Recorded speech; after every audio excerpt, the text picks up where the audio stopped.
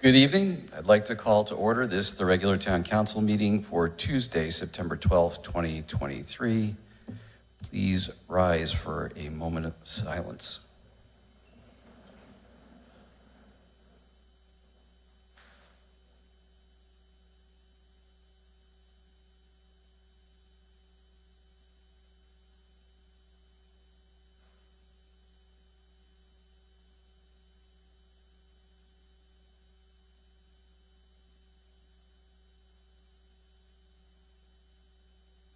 We'll have the Pledge of Allegiance.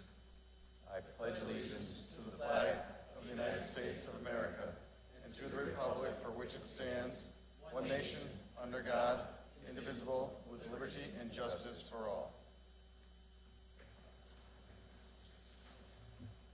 Madam Clerk, would you please call the roll? Allenson? Here. Carmody? Here. Fishbein? Here. Laffin? Here. Marone? Here. Tata? Here. Zandri? Here. Cervoni? Here. And Testa.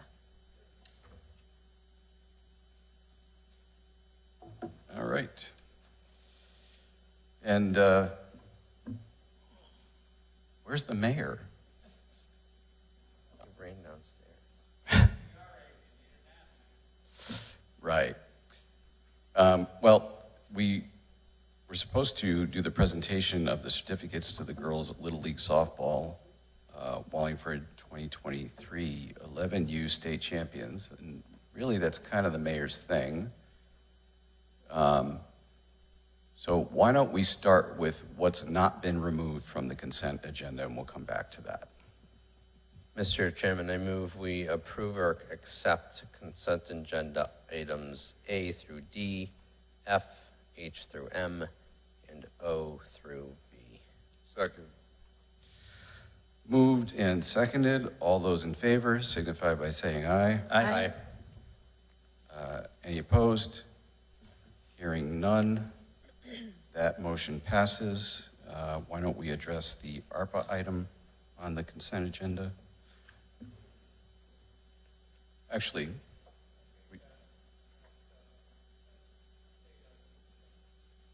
it is, but it's going to be called separately, just for vote purposes. Actually, we forgot to waive Rule 5 to amend the consent agenda to add the item that was added today.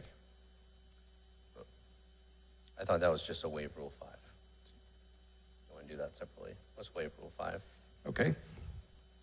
I move we waive Rule 5 so that we Second. can discuss a transfer in the amount of $8,000 for the engineering department. Councilor Allenson, will you second? Second. Any discussion on the motion to waive Rule 5? Hearing none, all those in favor signify by saying aye. Aye. Any opposed? Hearing none. The agenda is amended. Can you move the item, please, Mr. Vice Chairman? I move that we transfer $8,000 from contingency to maintenance of signals account for traffic signals. Second. Moved and seconded. My understanding is that there was an auto accident that took out a traffic signal, and this item is just to fund the replacement of the traffic signal. Any questions from the council? Hearing none, all those in favor signify by saying aye. Aye. Any opposed? Hearing none, the motion passes. You want to move the ARPA item? Okay. Then, Mayor, we're going to go back to item 3 for the presentation of certificates to the girls' Little League Softball of Wallingford 2023 11U state champions. Indeed we are. We have very important people here this evening. 14 ladies who are state champions, as you said, for the Little League girls softball team. We're very proud of them, and we want them to come forward and receive certificates. Their coach, I believe, is here, and the coach is Sherry Kostofsky. No, she's not. Oh, Carl, you're the coach? Okay, all three. Why don't you come up? Why don't you come up, say a few words, and then we'll have these great athletes come forward.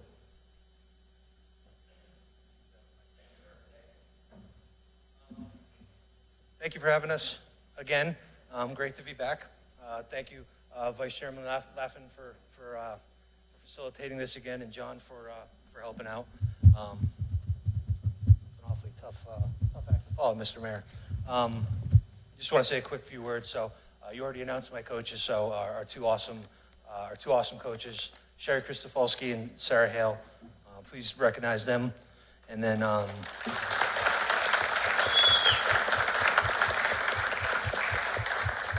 Our parents, all the supporters, grandparents, et cetera, just another fantastic run, another awesome summer. For the girls, just a phenomenal accomplishment. There's very few people that are walking around this town that can say they're state champions in anything. And for you to be able to say that you're back-to-back state champions is just a phenomenal accomplishment. I believe you're the first in Wallingford, at least in Little League softball, to do so. And you should be really, really proud of yourselves. You stood up against very good competition, and the road is not always easy, and we've noticed throughout the years that sometimes we've talked about as a group about how sometimes maybe some people are naysayers, or they're against you, or they want to try to minimize your accomplishments, and those people are to be ignored, and I hope you all do. You guys should be very, very proud of not only the players that you are, but for the young ladies that you become. I can't wait to see what you all do going forward. I said I think the same thing last year, that we're not interested necessarily in you being professional softball players. If you are, that's totally cool, and I'm sure your parents would appreciate it. But we're really interested in you being professional and good people, and doctors and teachers and council people, and maybe even a mayor someday.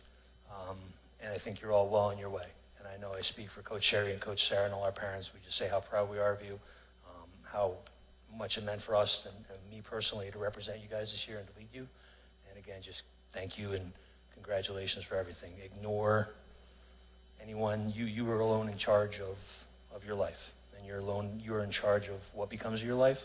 Ignore the people that are trying to say anything about your accomplishment, and keep fighting. You guys are in charge, and you should be very proud of how far you've come, and not only how far you've come, but for what you have to accomplish going forward. So thank you for everything, and once again, thank you for a great summer.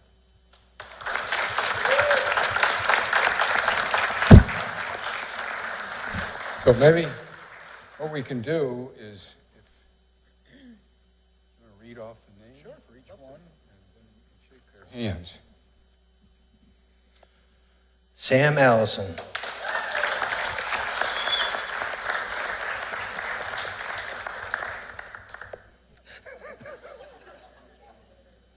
Sam, you've done this before. A tough act to follow, but Anna Kappas.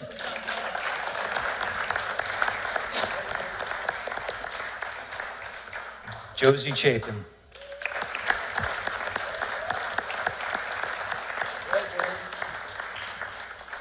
Madison Gordills.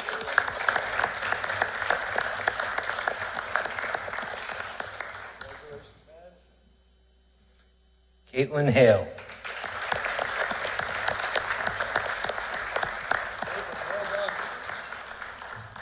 Savannah Hastings.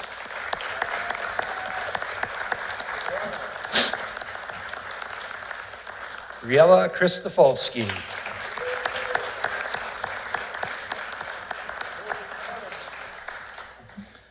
Mia Levitt.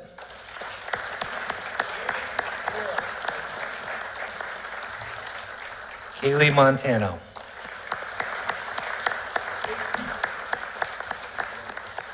Violet Schaefer.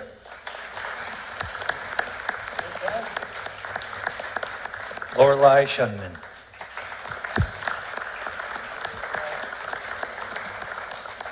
And Aubrey Tatro.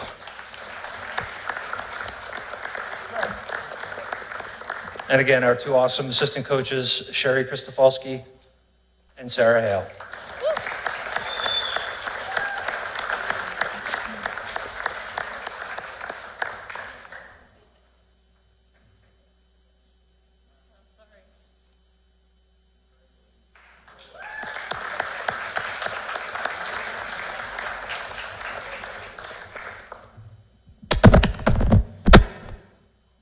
a photo op time for these state champions. Congratulations to all of you.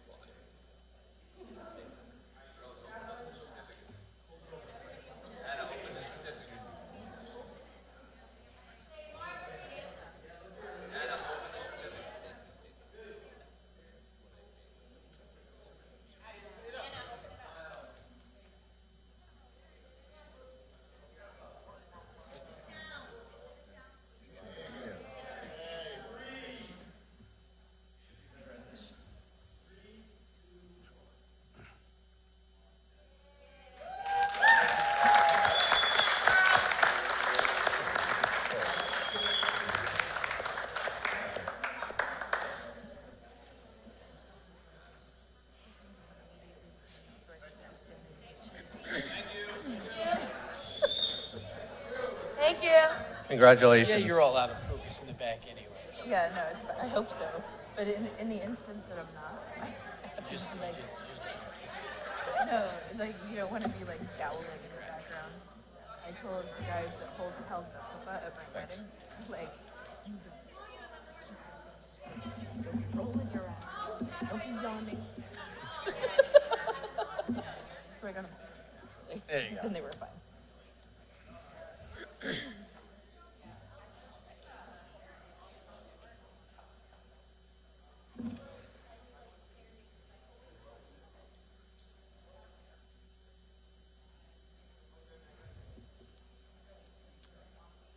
All right, now the items removed from consent. 4E, can I get a, Mr. Chairman, I move we approve the reinstatement of second payroll clerk. Second.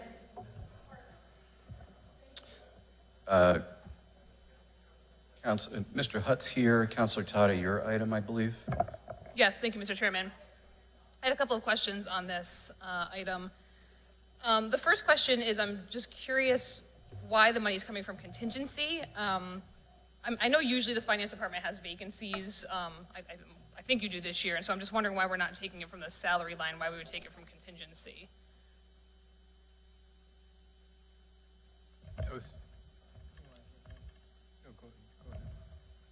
So I'm asking the fund half the position just because it goes with the mayor's philosophy of if you have a position, it needs to be funded.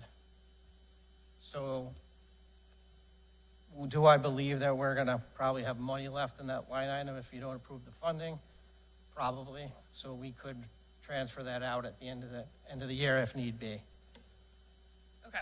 Yeah, I'm just, I know the contingency line, I think with this year's budget, we reduced that, so I'm just trying to be careful of the contingency line, and I know that you always have leftover in the salary line, so. So I hear what you're saying.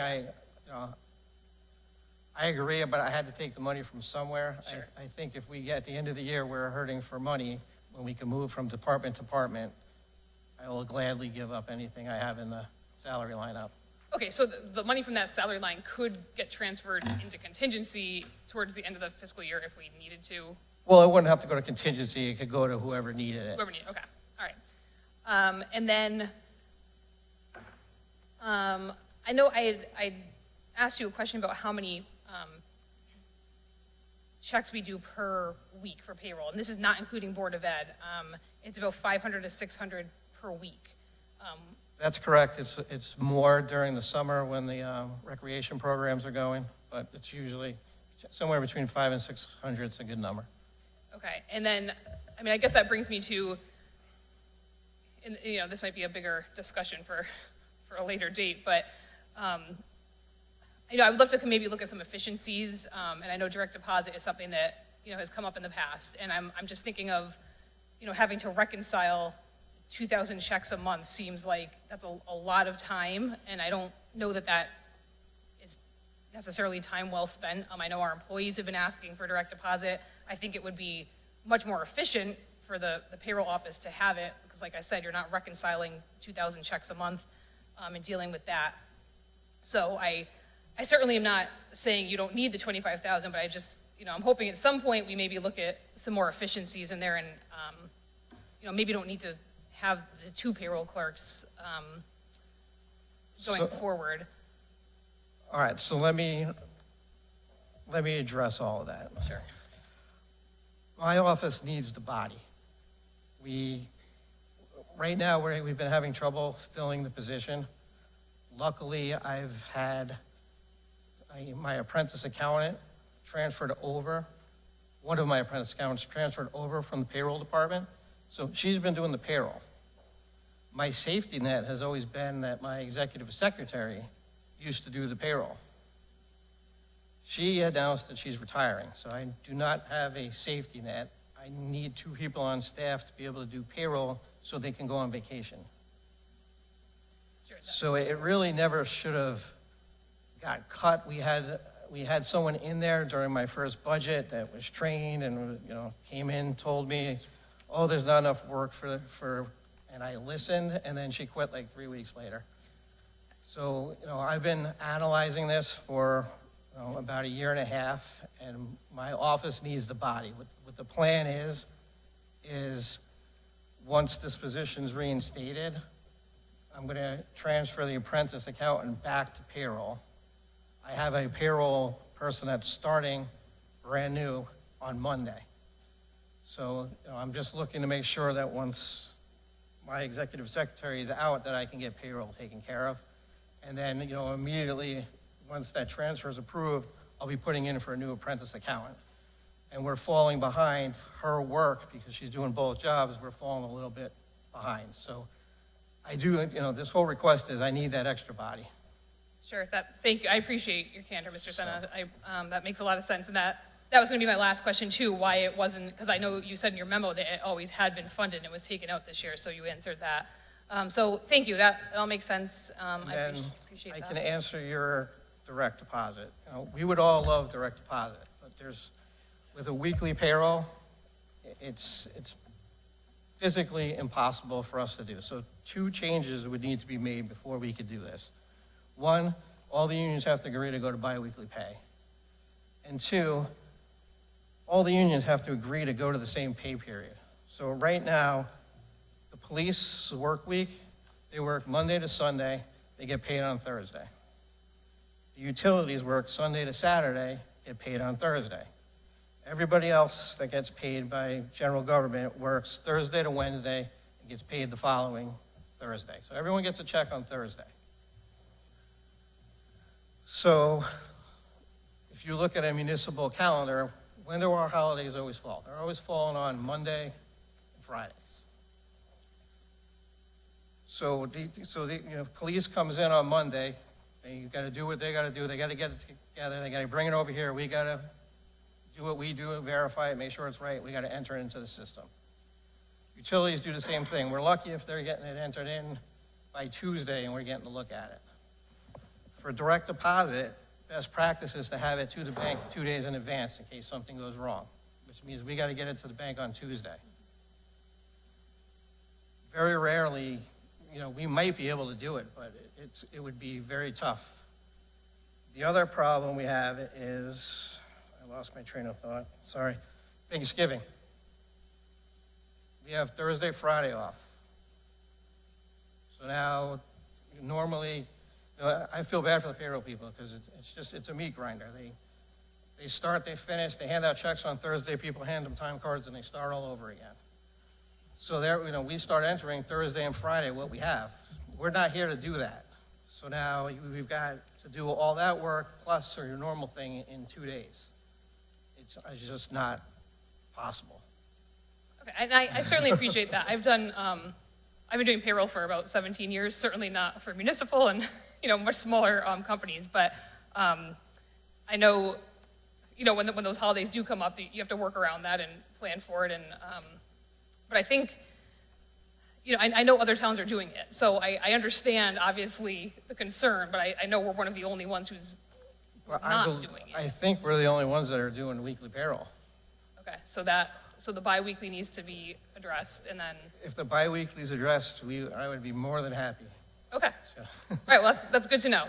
That's very helpful. And I just want to mention too you were talking about the schedules. It was brought to my attention recently. I just want to make sure everyone's aware of this because I certainly wasn't that. So some of our departments, well, one specifically that I know of, they receive their checks on a Thursday at 11 o'clock. And if they don't have to come back for 4 days, they work a 4-day shift. If their shift ends at 8 o'clock in the morning on Thursday morning, and they don't live in town, then they're not getting their check for 4 days later, unless they hang around for a few hours to get their check. And I hate that we are making our employees do that. And I understand, if the check is Thursday, they don't have to come back for 4 days. They're waiting 4 days to get paid. And that's just to pick up the check, and then they have to, go to the bank with the check.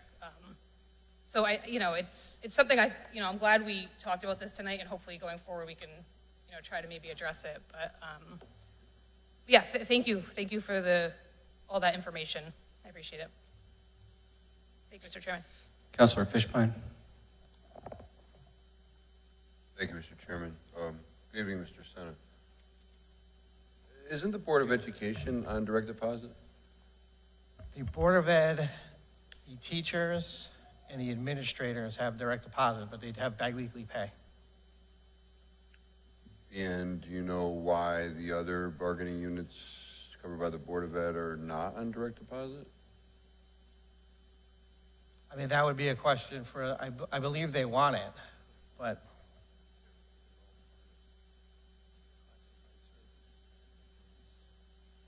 so it goes, it's the same issue that we have here, is that the contract says it hasn't been negotiated with them. It's part of the classified service, is what the mayor's saying. So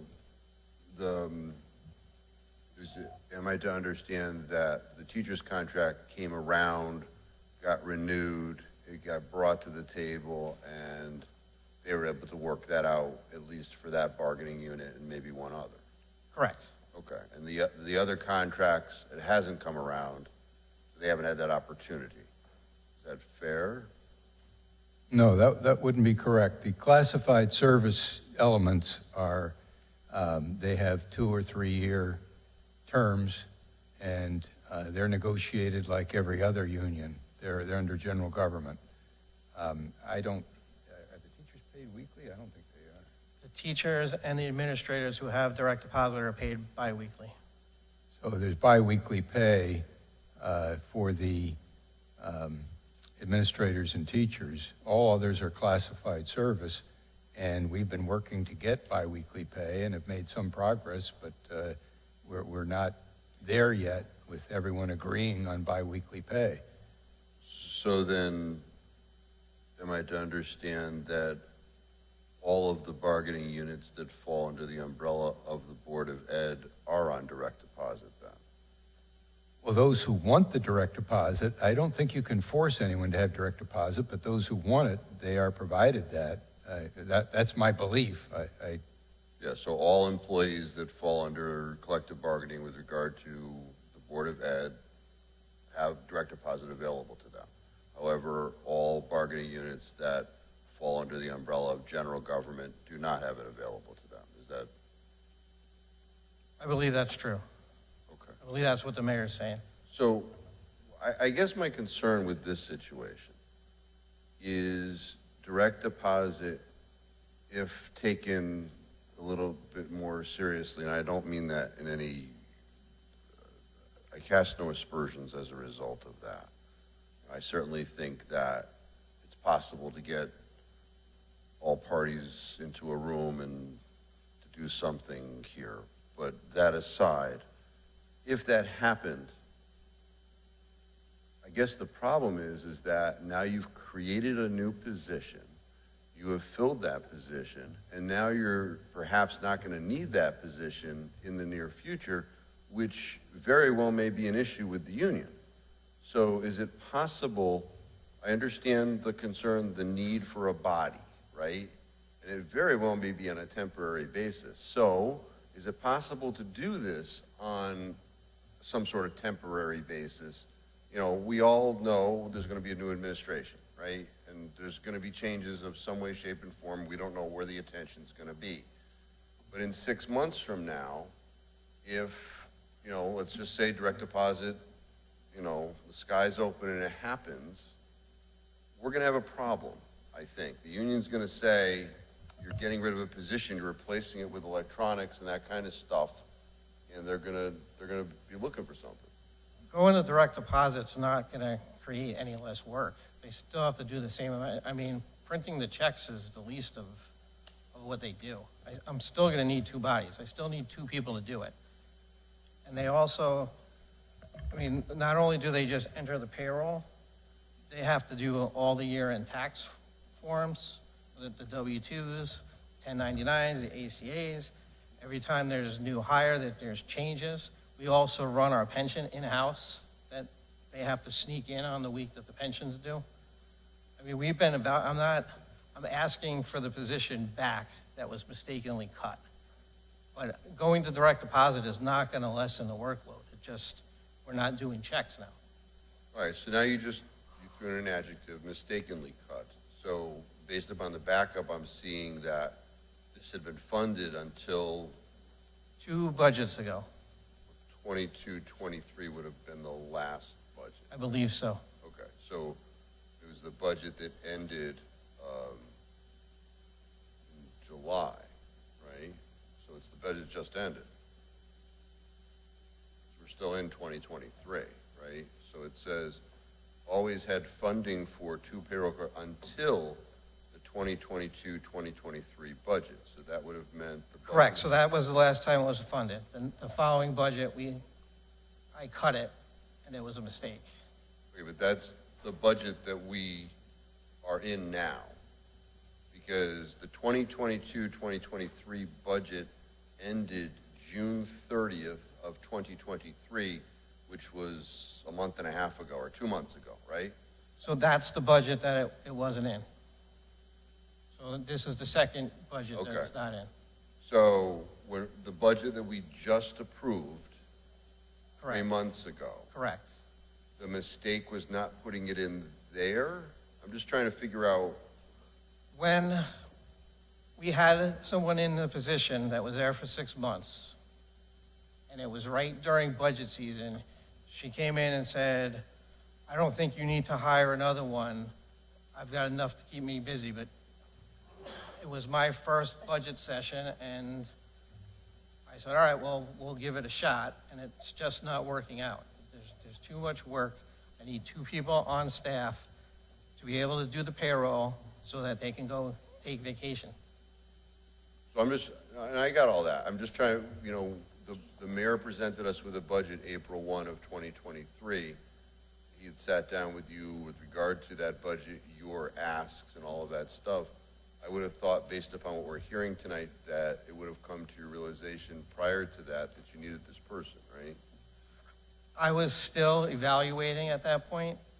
It became crystal clear I was in trouble when the person doing it now, which was doing 2 roles, came in and said, I can't do both roles anymore.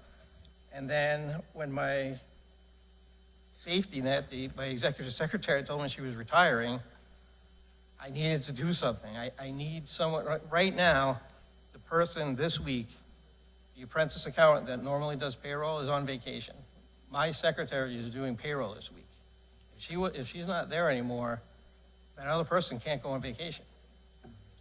I understand. Okay. I thank you. Thank you for the exchange. Thank you for the information. Thank you for your time. Councilor Zandri? Thank you, Mr. Chairman. So, Mr. Sen, I just have a couple of quick questions that came up out of the conversation. You were talking about the amount of work that it takes to get the weekly payroll done. What is the disparity between entering it so that checks get dispersed, or if there was direct deposit, or a mix of both? The reason I'm asking the question is, to me, it seems like it would be the same level of work. You're entering for a check, you're entering for a direct deposit. Wouldn't it be the same amount of work? I believe that's what I was trying to convey. All right, so then my question then, to add to that, would be, we should be able to do direct deposit now. It shouldn't necessarily be a factor of moving to a biweekly system. It would be advantageous to do so. It would save us time, but there's no reason it couldn't be done on a weekly basis, correct? So best practices is to have the transmitted file to the bank 2 days before it's due to the employees, which means it would have to go out by Tuesday. I can't guarantee that that would happen. All right, so how does everybody else get to do it? And what I mean by everybody else, major corporations pay their, some do, pay their employees direct deposit, weekly, and their hours change all over the place. They're part-time employees. Some weeks they work 28 hours, some weeks they work 35, some weeks they work 12, and somehow they're able to do it.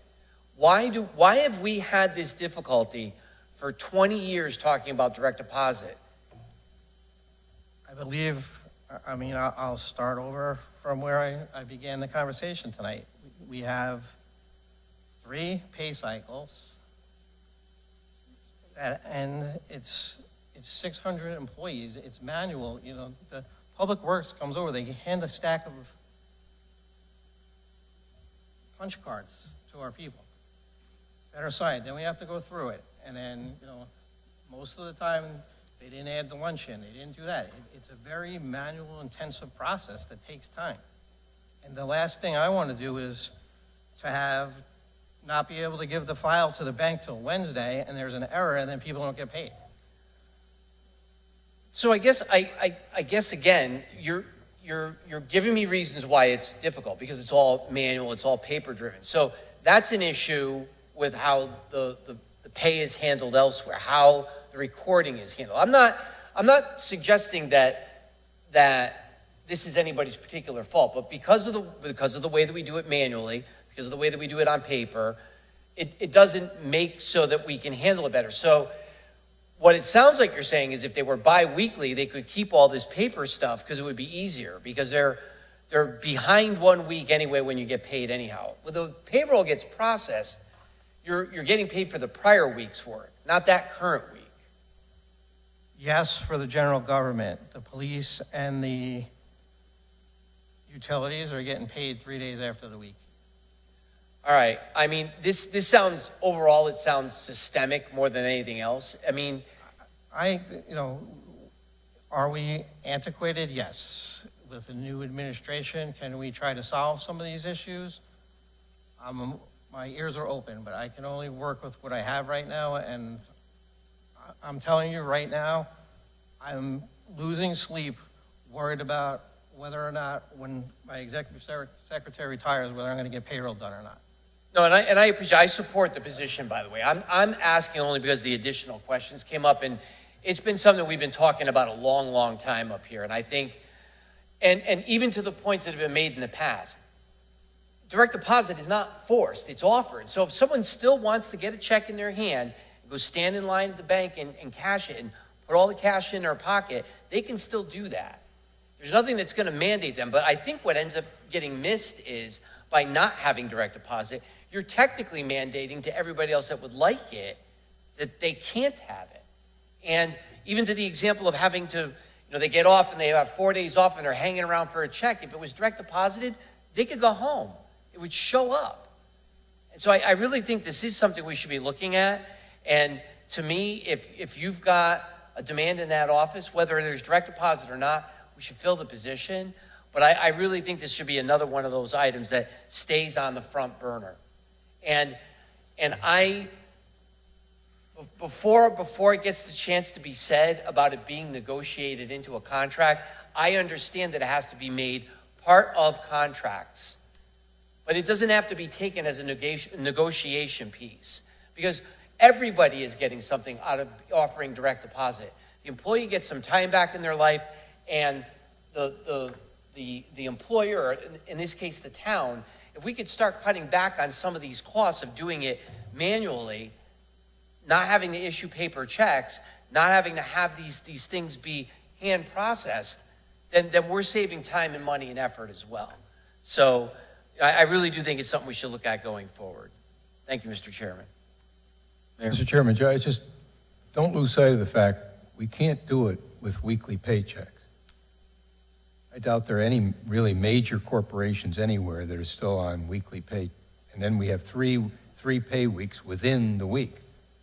So all of this is very possible, but it's got to go to biweekly, giving time for a lot of these things to be processed. I'm just going to follow up that you absolutely do not have to go to biweekly. It is advantageous. It is definitely a better opportunity and is easier and more streamlined, but it is not a hard stop requirement. And I don't want anybody to lose sight of that. It's being done today in the 21st century weekly. It can be done. Thank you. Can I just add one other thing too?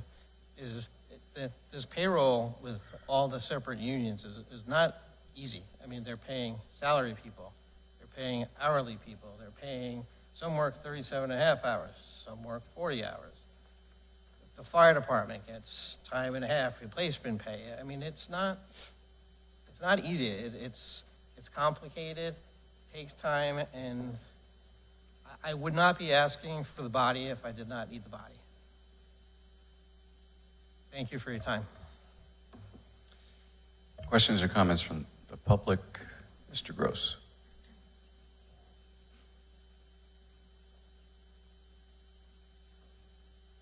Good afternoon, Bob Gross, Long Hill Road. On the, I was going to say, what was, I wish it was still afternoon. yeah, oh, it is, evening. Counselor Zandri's right, you can pay weekly, it doesn't make a difference. Are you using an electronic system or are you doing this by hand? They get the cards by hand and then they enter it into the electronic system. So they scan, the cards get scanned? No, they have to enter it. So that's by hand? They're literally counting up the hours and inputting them? Correct. Okay, I see some laughs at the council up there. That's why that's why it's so difficult on your end. Correct. Because there's companies out there like ADP and Paycom that can just, you could do it you could have 20 unions. You just they'll program it in their computer system how they want it. I've looked into having it outsourced. It costs a lot of money and most of them want no part of our weekly payroll. Most, but not all. And I'm just saying, I was just curious if it's done by hand. So we are very antiquated in 2023 that you're still doing payroll by hand. Thank you. Councilor Fishbein. Just briefly, on this biweekly, 1 week thing, over 20 years ago, I was a manager, retail, 90 employees working for me. We had little cards, scan them, give them to each supervisor. Did this person work these hours? They sign off on it. The computer did everything.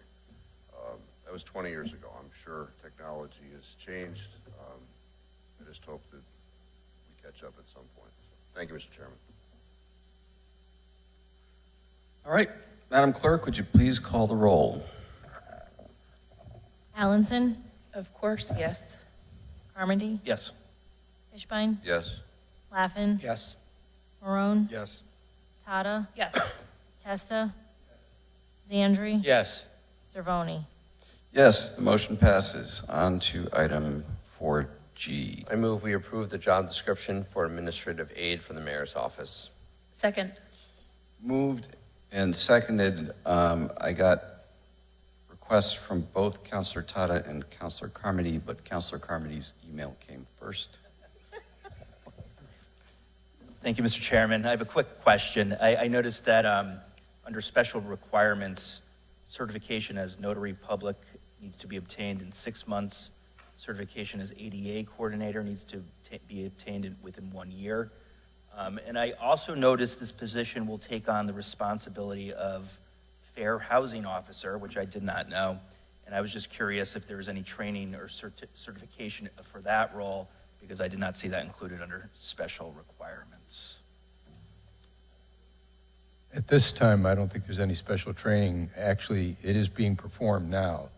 All of the changes really are being performed now by Joan Stave. We're just updating the job description. Maybe Jim Hutt, do you know if there was any training required for the fair housing?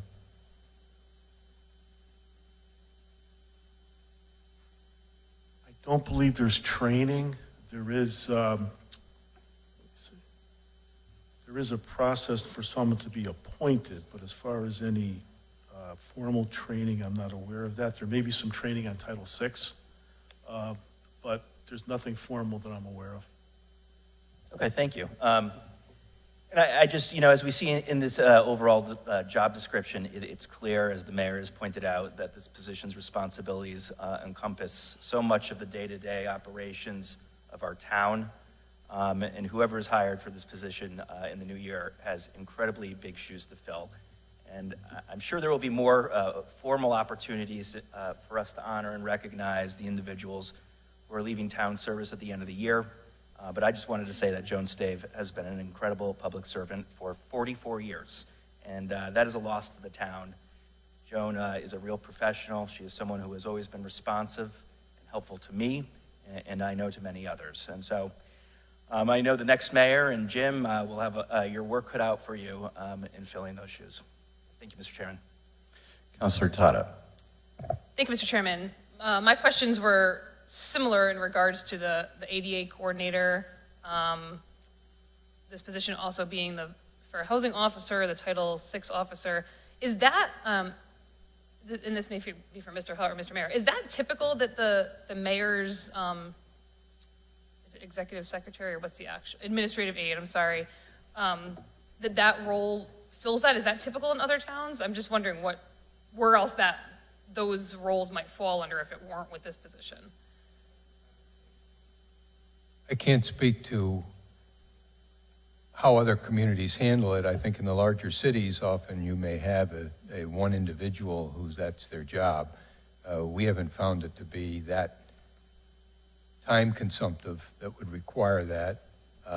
As the specialization in laws changes, that could occur. Right now it has worked well. Ms. Stave has the temperament and very capable at handling those things. Actually, those independent judgment, areas of independent judgment provide under our classified service in the job description the support for this position being the highest paid. It's paid more than an executive secretary because of the independent judgment being used on a daily basis in ruling on matters such as ADA or fair housing, et cetera. But I don't know. I think it often depends upon the size of the community and the amount of work that those areas create would cause different ways of handling it. But it has worked for us. Okay. Yeah, and I certainly agree. Ms. Stave has been more than competent dealing with those. When I was thinking about where else they might fall, I kind of thought maybe in the legal, like in the law department, that maybe, because I'm just a little bit concerned about putting that in the job description for this role, because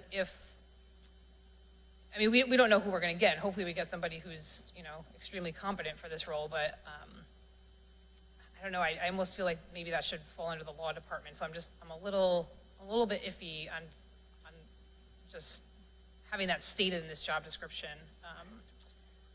And the other one that I'm just questioning a little bit, it looks like we've added that this person will prepare the social services contributions budget, which involves a number of outside nonprofit agencies, in addition to the mayor's budget. And I'm just wondering why that's stated on its own. Is there really that much time spent on funding nonprofits that this needs to be a part of the job description, or just saying documents for the mayor's budget, I would think would cover that? Well, there is extra work involved. Typically, there is contact with the agencies, questioning, are they submitting something again, so that they're reminded there is a time period within which we have to receive their submittal. And if there are questions that arise out of that, often the administrative aide is dealing with that. Certainly I can be too, but it is an area that's a little bit different than the departments they know what's coming up, and it's not as much of an individual effort to contact and see that we have the information necessary. Just with regard to your comment about the law department, we really can't have the law department because the law department has to protect, defend, represent the town with regard to actions it takes or doesn't take. And if they're sitting there making the judgments on these areas where there is certainly a liability, depending upon how we handle it or fail to handle it, the law department really isn't a good place. We would have to hire other lawyers then to represent the town in any kind of lawsuit. Understood. Thank you. Thank you, Mr. Chairman. Councilor Fishbein. Well, thank you, Mr. Chairman. I, too, would like to profess my accolades for Joan Stave. I mean, Joan's an angel. She's great at her job. But you know, what's before us, Jim, this as presented is a memo from you to the mayor. So am I to understand that you took it upon yourself to say, we need to do this? How did this come to be? Because the mayor's been here for 30 years. He's 40 years. Okay, I'm off by a decade. This individual has been in this position for the majority, if not all of that time. The mayor has 3 months to go by what's happening. And we get this. So how did this come to be? So the position is in the classified service of the town of Wallingford. And like any department head, the mayor is the department head of the administrative aid. Joan is retiring, so this is an opportunity to make any revisions while the incumbent is still here. So I met with her, met with the mayor, looked over the job description and said, these are the changes that need to be made at this time. So it's following the process that would occur with if let's just say I was retiring and the mayor wanted to present the job description to the council, or if I was to take it before the council, it follows the same process and it comes to the council for the final, the approval from you. Okay, I mean. So she is retiring. I mean, that's the nexus, that's the reason for this. Understood. And I'm not going to ask your opinion, but my opinion is it just seems a little weird in that you're hamstringing the next individual into job requirements for their assistant. So, and just moving forward from there. And I think for the most part, I'm addressing your changes to the document. What does it mean by processing purchase orders? Because I thought the purchasing department did that. What would this person do? It says, manages the mayor's office correspondence to include processing purchase orders. So what happens? You don't know? Well, the department needs to request an item from purchasing, so purchasing doesn't know when we might need something, and any department then contacts purchasing with a request to spend X amount of money on a given product. If there's an existing bid, fine, otherwise something has to go out to public bid, but it's generated initially by a department, so that would be part of the processing. So for my department, I have someone that if I need to purchase something or if I need to pay a bill, I give that invoice to this individual and she does the paperwork that has to go to the purchasing department. We receive the goods and then she pays the bill. So Joan Stave, handles that for the mayor's office. Okay. And she's doing that now, although it's not in her job description. Yes, and just to clarify, so this job description, the changes, I'm the conduit to bring it before you. I don't do this independently on my own. The department head, the mayor, and Joan reached out to me to, submit this to the council for its approval. And once again, Yeah. if,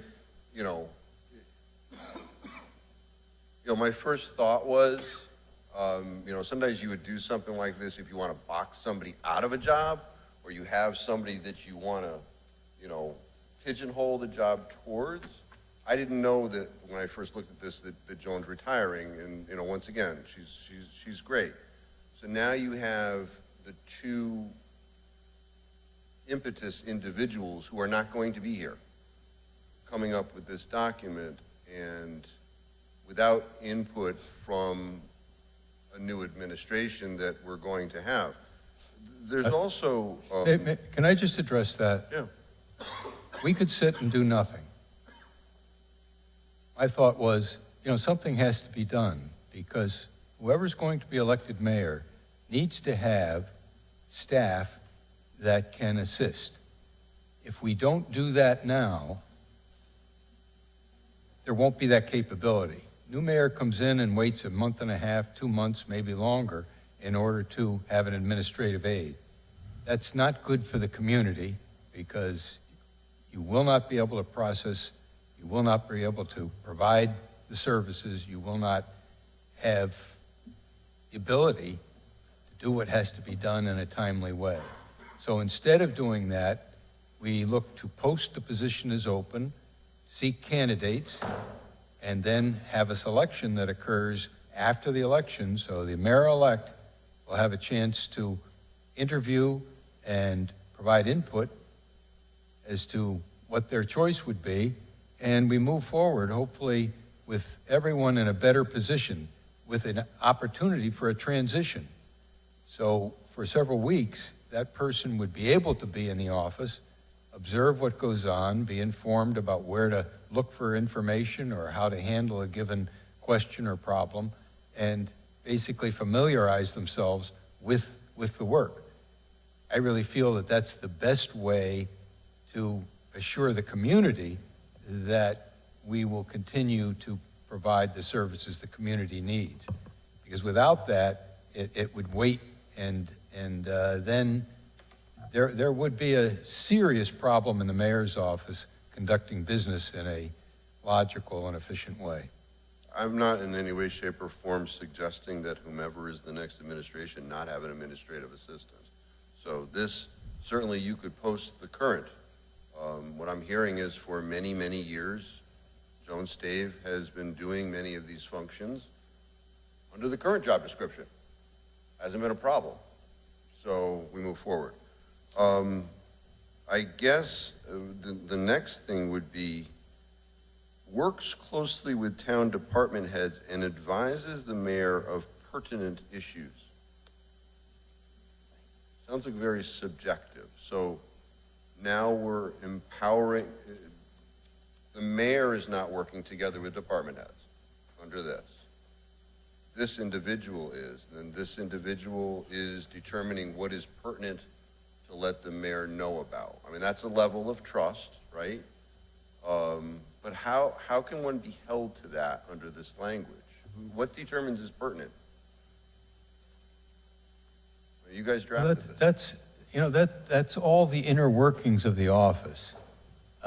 Typically, the mayor is dealing with department heads, but items can come to the administrative aide when the mayor isn't around, and that information then is passed on. I'm not sure what you're concerned about there.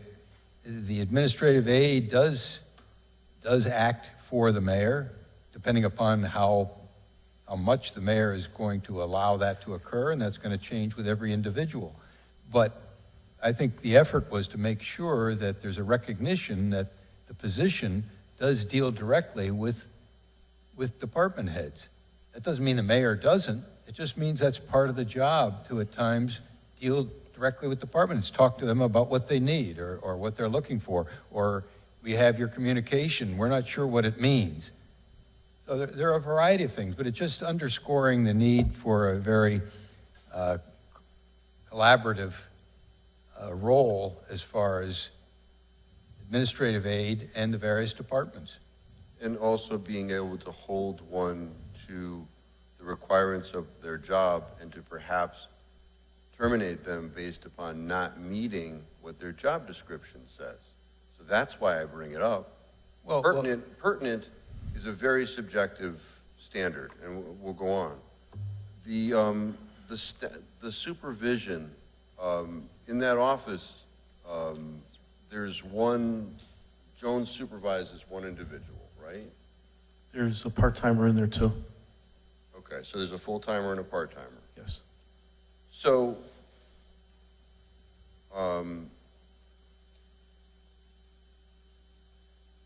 why wouldn't the mayor, and this is not a change, this is existing language. This says that this individual schedules, assigns, and oversees work of the mayor office clerical staff. I would think, I mean, I was surprised when I saw that. Why wouldn't the mayor be scheduling, assigning, and overseeing the work of the mayor's office staff? I mean, it's a very small cadre, right? I mean, under this. Well, I mean, practically speaking, much of the work done by the executive secretary is being assigned by the administrative aide. The mayor may or may not be involved in whatever the current or future assignment might be. The mayor could assign something, but the administrative aide has the responsibility of doing that as well.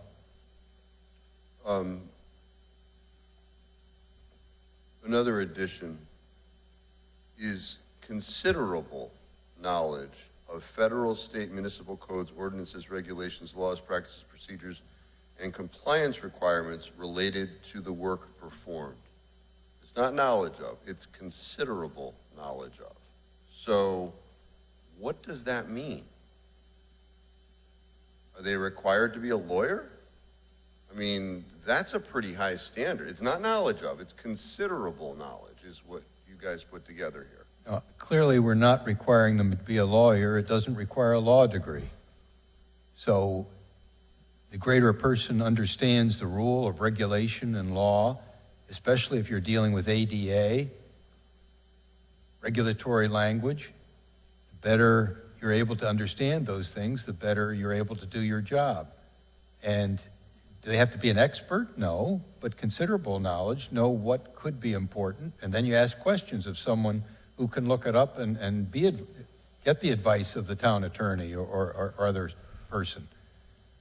But you need to be sensitive about the role of law and regulation, ordinance, the charter, as far as it directs what we do and how we do it. Or the administration that comes in could say, you are not a lawyer, you do not have reasonable acumen, and defer all of those questions to the law department, which is their job. And that's a choice of the administration. I just, you know, you are blocking out individuals by saying they have to have considerable knowledge in all of these various areas, which we go on. Thorough knowledge of the Freedom of Information Act. What is that? I mean, I guess it's rhetorical at this point, because we don't know what that means. Well, once again, you know, Well, you guys put this together. the more Thorough. knowledge you have about FOI, the better off you are. Sure. Anybody. That is quintessentially one of the most important things. It's a procedural element, but it's what everyone trips over too often for failure to obey it. So yes, if you're going to work in the mayor's office and you're going to be the administrative aide, you've got to have a good knowledge of FOI and its requirements. I don't understand why you'd object to us saying you need a thorough knowledge of it. It's one of the beginning first steps to knowing procedurally how to go about so many things. Because of the time that this document, these criteria are being created, you're making it a requirement. So it is subjective what thoroughly is. Thoroughly could be that you've been trained by Tom Hinnick, you know, enough times that it's sufficient. Thoroughly could be that You know, you've reviewed the general statutes with regard to that. Thoroughly it could be various things. But subjectively, for somebody to be boxed out of getting a job because whomever determines it's not thoroughly is difficult. Why do we require, and this is another addition, that this individual be able to obtain a notary public licensure? Why is that a requirement? Because the office is frequently requested to act as a notary. For a variety of reasons, it occurs. We're limited by the law department as far as not being a notary for certain types of documents, but it is if not daily, it's weekly situation where we, as well as the town clerk's office, are having people come to us for the services of a notary. So it's very helpful to the public. I understand it's not a statutory requirement. It is a service that your administration has decided to offer. I believe they offer it in the town clerk's office also. And there are other individuals in this office. So I still, other than it being arbitrary, I don't know why, but are we requiring that they get it under this language? I don't think we are. So based upon everything that we heard, you would think so. But No, I believe the intent is they have to have the notary. well, it doesn't say that. It says must possess or be able to obtain. Oh, come on, Doesn't- Craig, really? It doesn't say that. Must possess or able to obtain. If it says must possess, that means you're going to have it. Okay, well, it would be helpful if it said that, and it would also be helpful, do we know what the disqualification standards are for notary? You know who individuals you are boxing out by having this a requirement? Do we know this?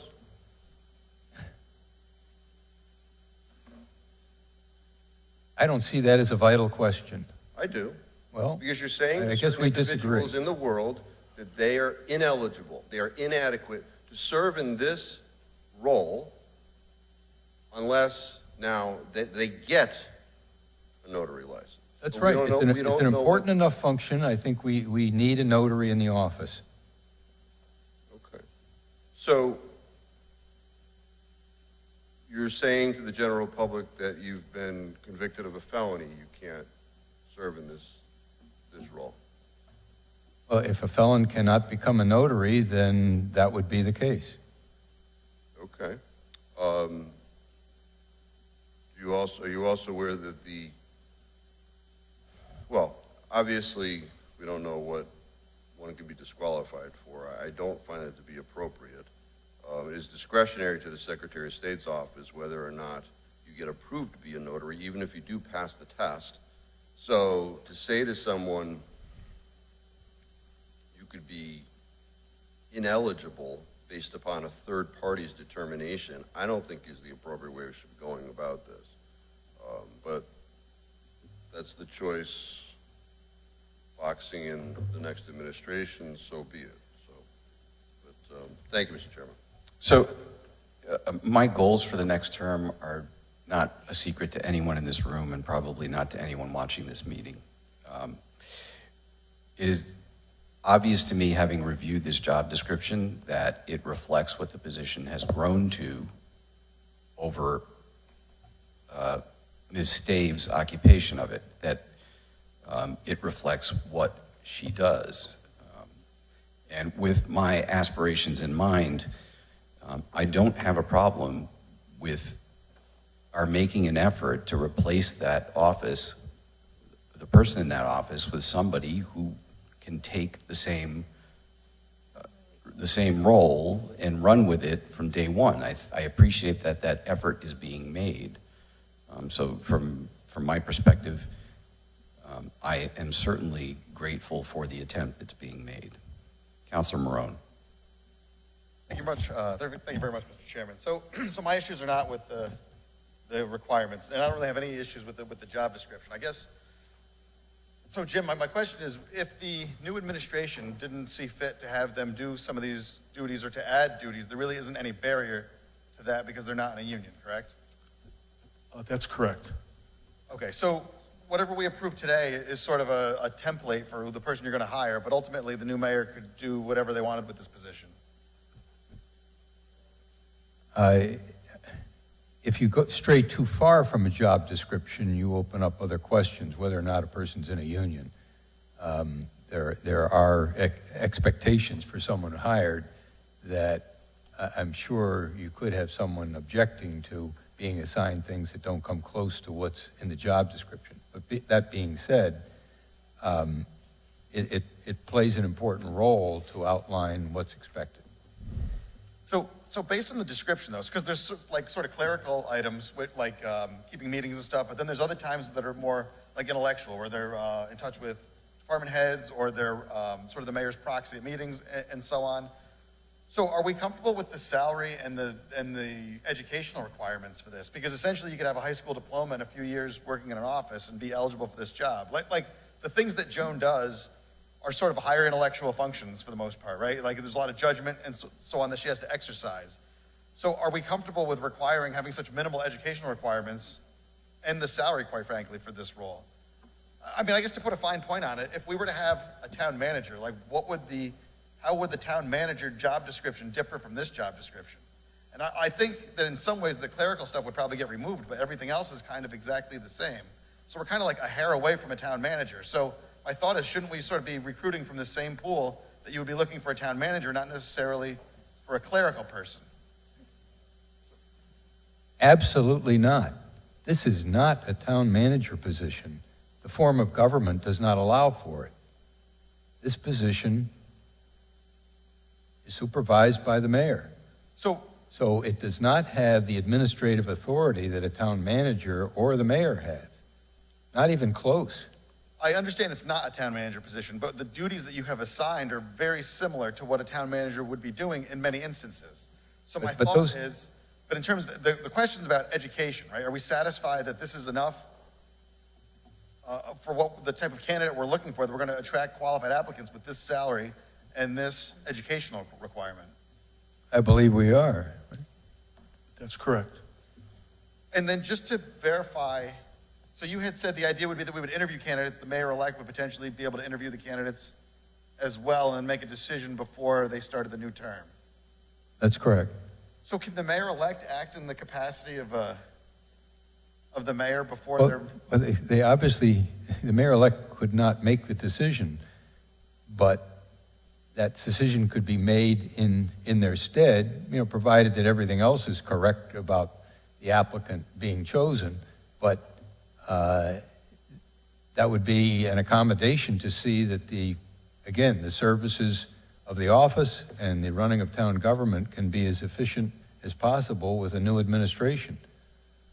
Undoubtedly, there's going to be changes with a new administration, but you need certain pieces in place, and I think this is one of them that is absolutely essential. Yeah, and no argument with that. And I appreciate your forward thinking on having this, having Joan replaced, and having a thoughtful process as far as how this is going to get done to serve people of Wallingford. I just feel like, I know that everyone bristles at the word town manager because it's not our style of government, but there's so many responsibilities here. And so the person we're essentially looking for is someone with clerical experience, which doesn't really seem appropriate. And then you have all these other requirements like meeting with department heads and things.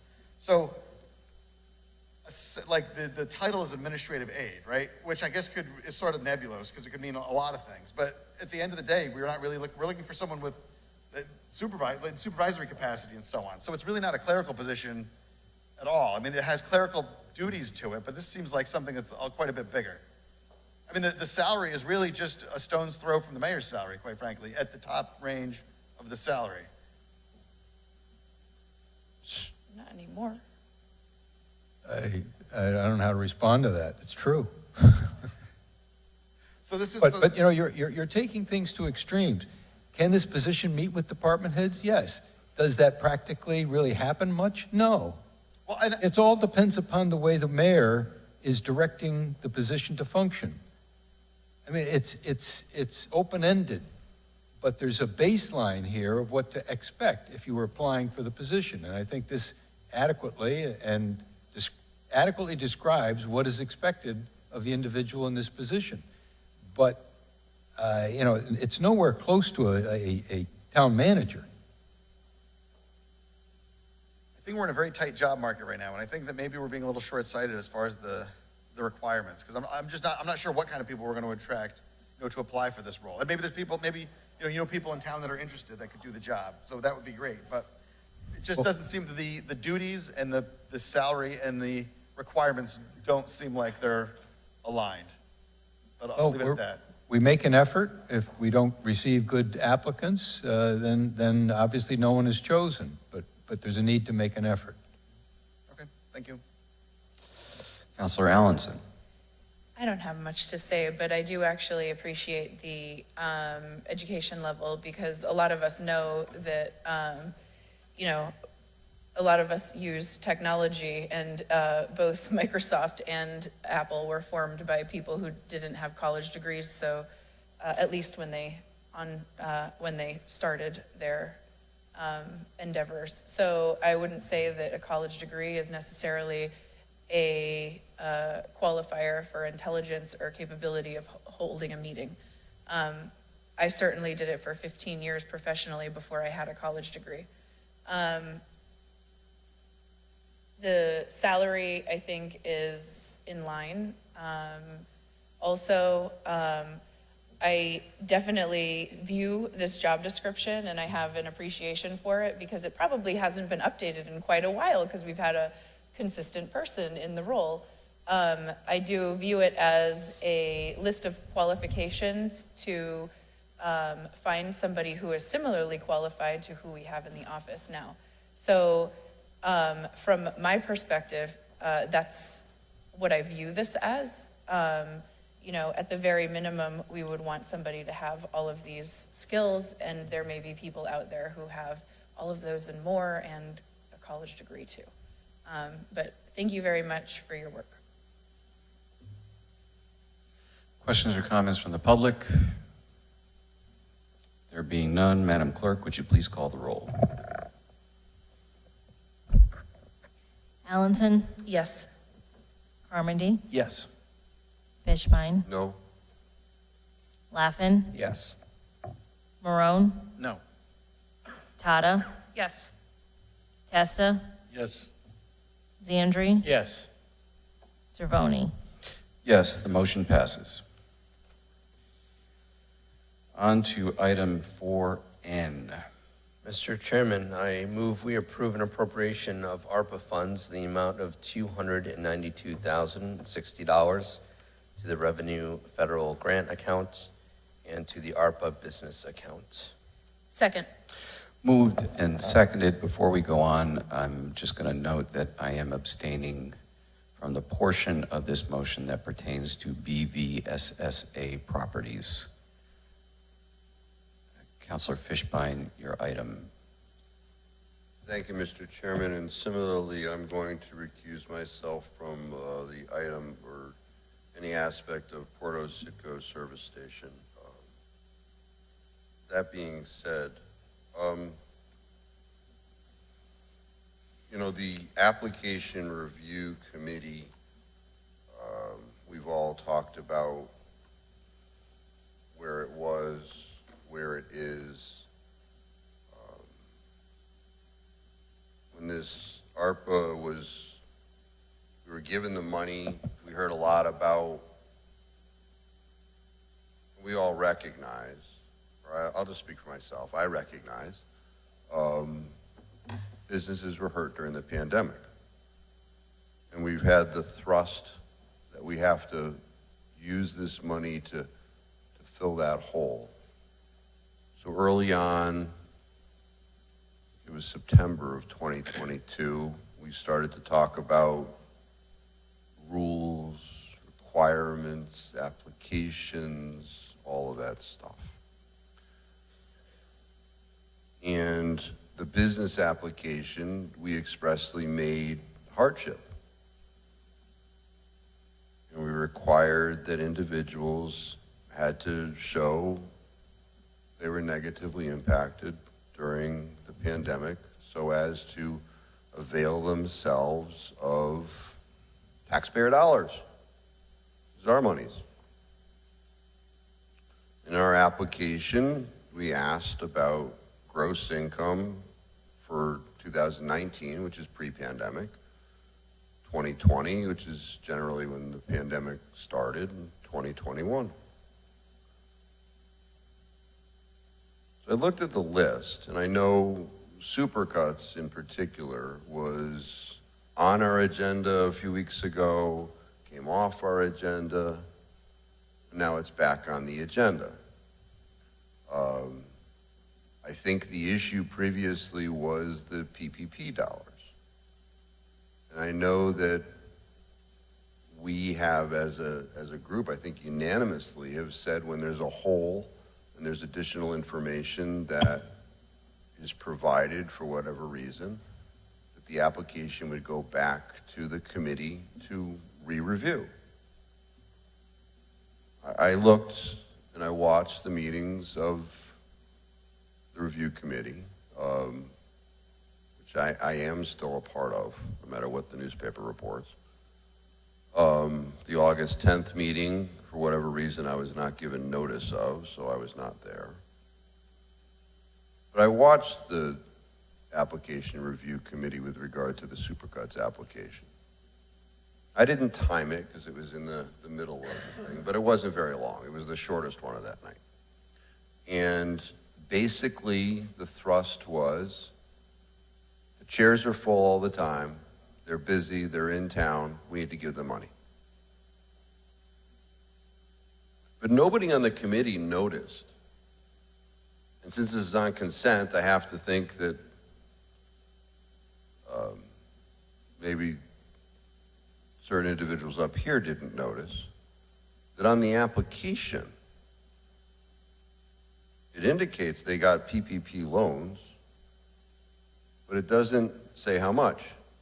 And the application that we approved says, list any other funding sources and the amounts the business applied for, so on and so forth. It lists PPP loans. Please provide details as to program and amount. And they just put PPP loans. So the first problem with that is the consultant that we've paid tens of thousands of dollars to be part of this process. In their review of the applications, they should have noted, as they have with other applications, that it is an incomplete application. Never should have gotten to the committee. The committee itself should have noticed incomplete application.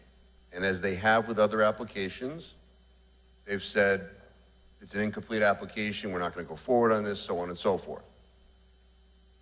But I wasn't at that meeting. It was a common thing that would happen before when there was actual review of these applications, but isn't going on now. So I went and did my due diligence. Numbers based upon the application reflect that in 2019, the business had gross income of $371,000. We'll just keep it round numbers, $371,000. And that's gross income. In 2020, it went down to $253,000. In 2021, it went up to $340,000. Now that's gross income. And most of us know that gross minus expenses equals net, right? So that's the total amount that was taken in. So that's the dip. But the PPP loans is the hole that was not shown. So I went to the federal government and I got the PPP information. And they got $178,000, and actually it reflects $179,609 was forgiven. And that's net. That's not gross, right? So that was money that they got from the federal government that was forgiven, that they did not have to, buy supplies, pay employees necessarily. Maybe they did that with the money, right? So with that understanding, now let's look at the math. If we take $371,000 for 2019 as the height based upon the representations, The dip is 253. That is minus 118. So you could arguably say they had a hit of 118,000 for that year as a result of the pandemic. We'll make that causal correlation. For 2021, it was 340,000, which, using the 371 as the height and doing the math, that's minus 39. So based upon the application, this business, you take 118, you add 39, had a loss of 157,000 in gross. But they got 179,000 in PPP money. And what's before this body here today on consent, it was originally on consent, is to give them $25,000.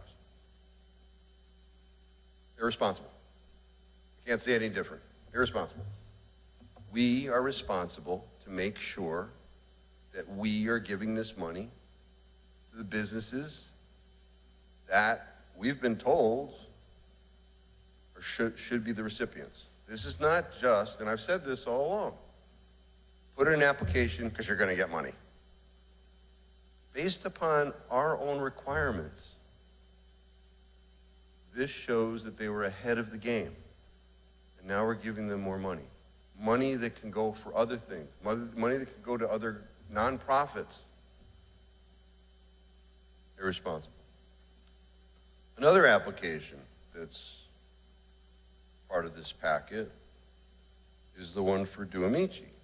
And as we know, we've had this exchange with the law department, and God, you got to say prayers for them because they're the ones that are going to have to determine whether or not the money that we have appropriated through these grant programs is actually used in the grant programs. I doubt many people in this room right now know what they're giving money for in the Duamici application.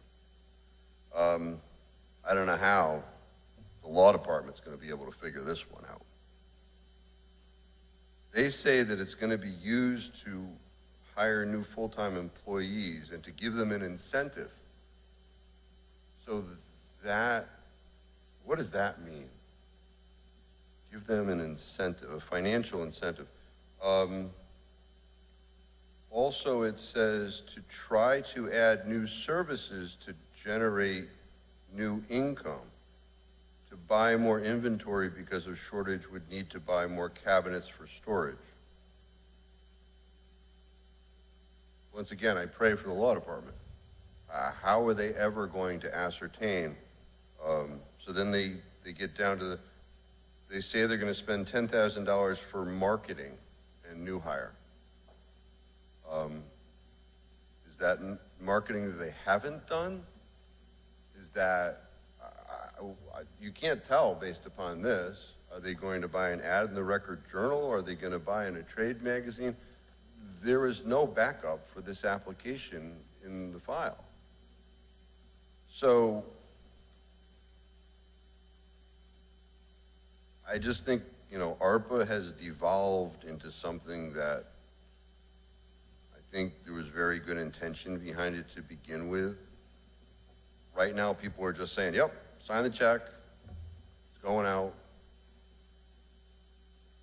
There's businesses in this town. In fact, I talked to a guy, was it today, who, through adult education, is doing a fantastic program, and they couldn't apply for the ARPA, the nonprofit, and was asking whether or not we were going to open up the process again because they're seeing all this money being given out willy-nilly. And I said to him, well, you may have a great program. It may have been great from the beginning, but this process has become so just write a check because you put in an application. It's unfortunate. I don't think the federal government ever intended it to be that way, but that's what we have. So, I'm trying to do my due diligence here, Mr. Chairman. I don't feel comfortable at this point with what, watching the review committee, looking at what I'm seeing being approved, the stuff being thrown on consent. I'm not happy, so. Duly noted. So for those who didn't follow what was implied, I'm the one who sets the agenda. I'm the one who puts things on consent with no personal attachment to them being on consent, because there's a process by which the council can remove things from consent. As far as the Supercuts application goes, I was aware of all of the PPP money that had been awarded to Supercuts. And it was removed from the agenda, a previous agenda, for further consideration. The law department sent it to our consultant and reviewed it with our consultant, and our consultant opined that the decision of the committee was fine. So that's how this got on consent.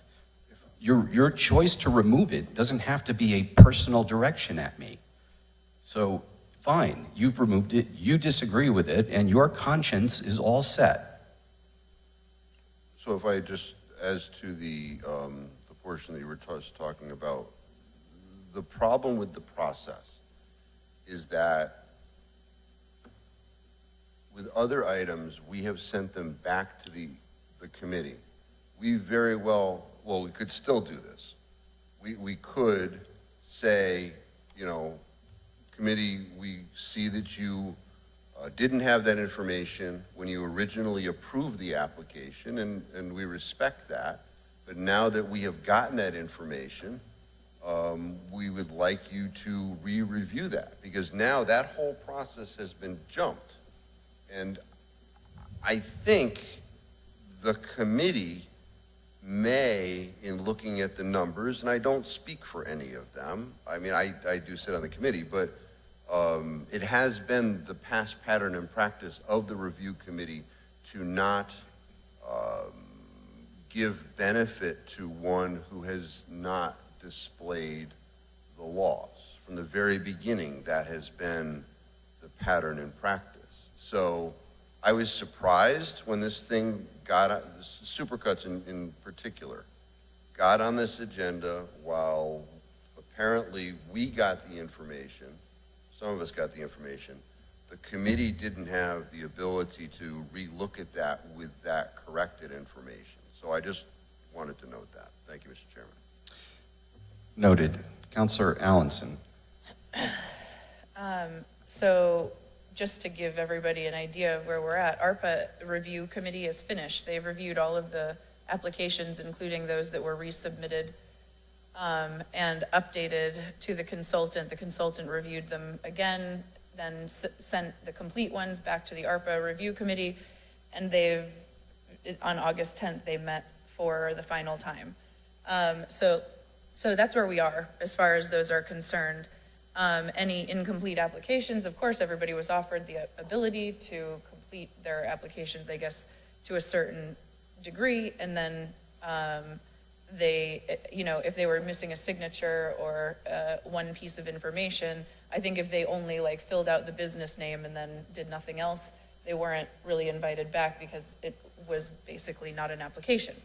So there were actually, though, 4 meetings, and besides August 10th, which you were not notified of, Councilor Fishbein, and actually Supercuts was reviewed on Wednesday, May 31st. So, you know, valid points, all of these that you make, but feeling strongly enough about them, maybe you could have made them at that meeting as part of that.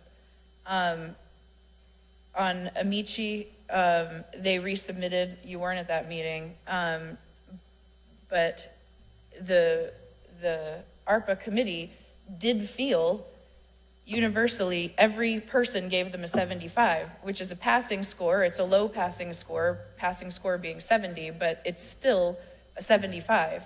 Everybody gave them a 75, and that wasn't always the case. So, you know, fair enough. I tend to trust that, though. By and large, the scores were all very close to each other because, as we know, I'm the one who did the standard deviation, so I've been keeping track of all the scores all along. With the exception of one meeting that I haven't finished watching yet, the scores have been very very close to each other, whether they're passing or failing. So this is why I personally feel comfortable. I think when you have 3 people on a committee and there's no evidence that one person by their scoring was like, no, this absolutely shouldn't pass, felt that way. I don't think that it's, I don't think that we can sit here and then re-review when especially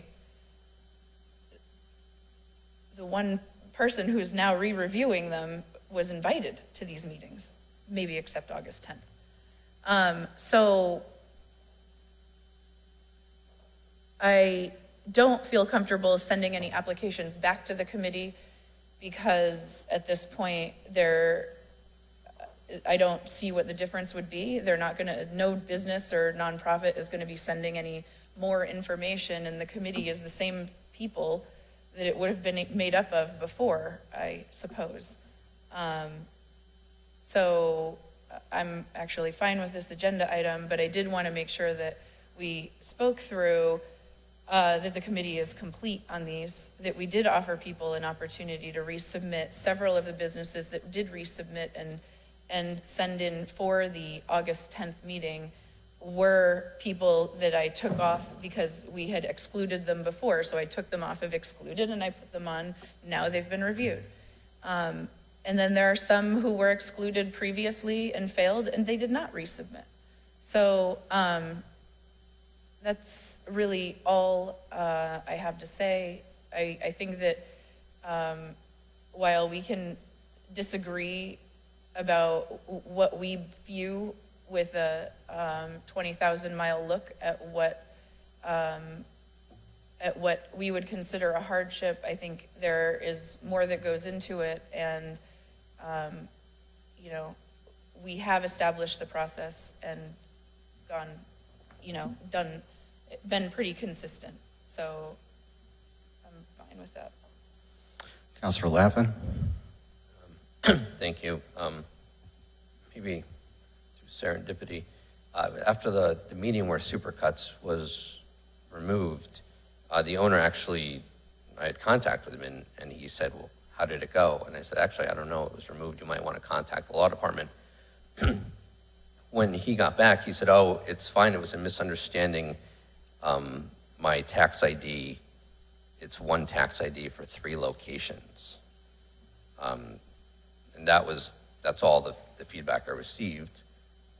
But based on the 179K, that's over 3 salon locations, while the other numbers are based on just the Wallingford location. So that's just some information I have, and I gather that because it came back, it got passed around through the law department, that got squared away and was the truth, and here it is again. But I just happen to have had that interaction. 1 tax ID, 3 locations. Councilor Fishbein? Yeah, just to address the meeting situation, I did inform the chair of the ARPA review application committee that I was unavailable for certain dates in May. Unfortunately, that individual who did the scheduling chose to schedule the meetings on those days. Didn't want to bring that up, but I feel that I needed to. The other issue is trying to figure out procedurally. Has the mayor approved of these? Our packet does not reflect any approval by the administration. The mayor, you signed the approval for the appropriation. Maybe it's in the wrong place in the... It was, in my packet, it was all together. The 2 items attached to 4N. I have a memo from Mr. Senna. I have the printout. You have the budgetary appropriation. I don't think that, I could be wrong. Oh, you know why? Because it doesn't have a letter up in the right hand. Oh, it's small. Okay, oh wait, I'm there now. The memorandum actually doesn't, at the first page of it is the financial document, it says 4N. And then So the subsequent procedurally, Mr. Senna's memo is to the mayor and to the council. Okay, got it. Now that I see that. Oh, but wait, 4N. Okay, all right, thank you. Thank you, Mr. Chairman. Any other questions, comments on the council? Councilor Zandri. Yeah, thank you, Mr. Chairman. I just want to follow up on a couple of the comments that were made during all of this discussion. You know, one of the comments that was made was we're throwing the money around willy-nilly here, and it's not really what the case is. You know, we spent a lot of time before we even appointed the committee to try to make it as fair of a process as we possibly could. There was a lot of pushback from the mayor because the mayor had an idea and a mindset around how he wanted this to go. So there was contention between the mayor's office and the council.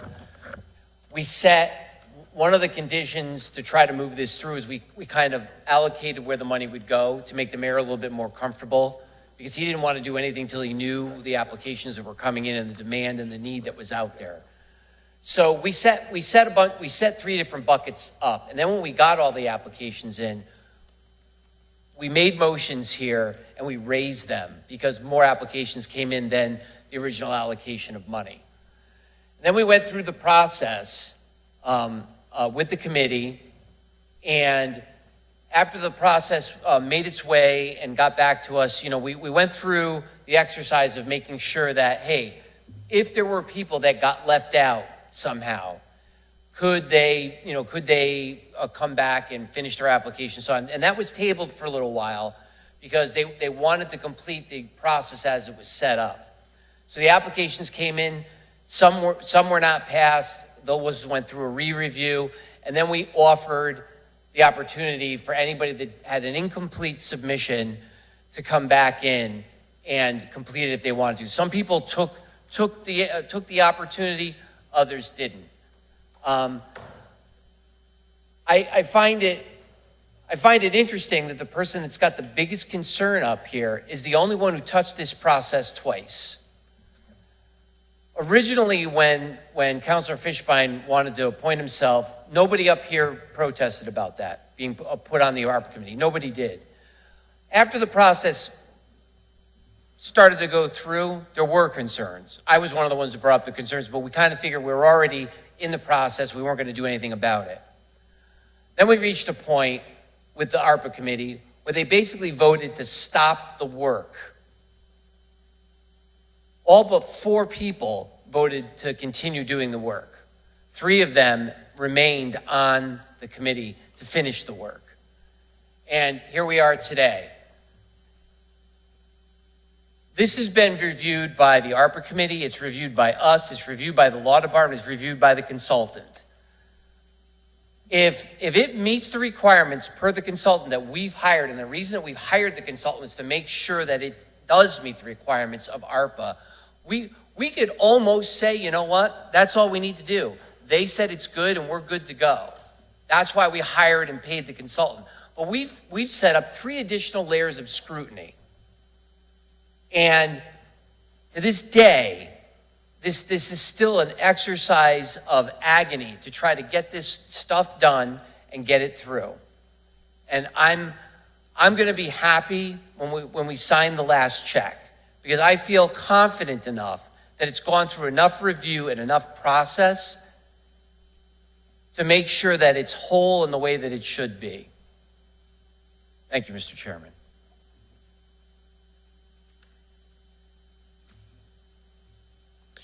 Questions or comments from the public? I see Mr. Gross.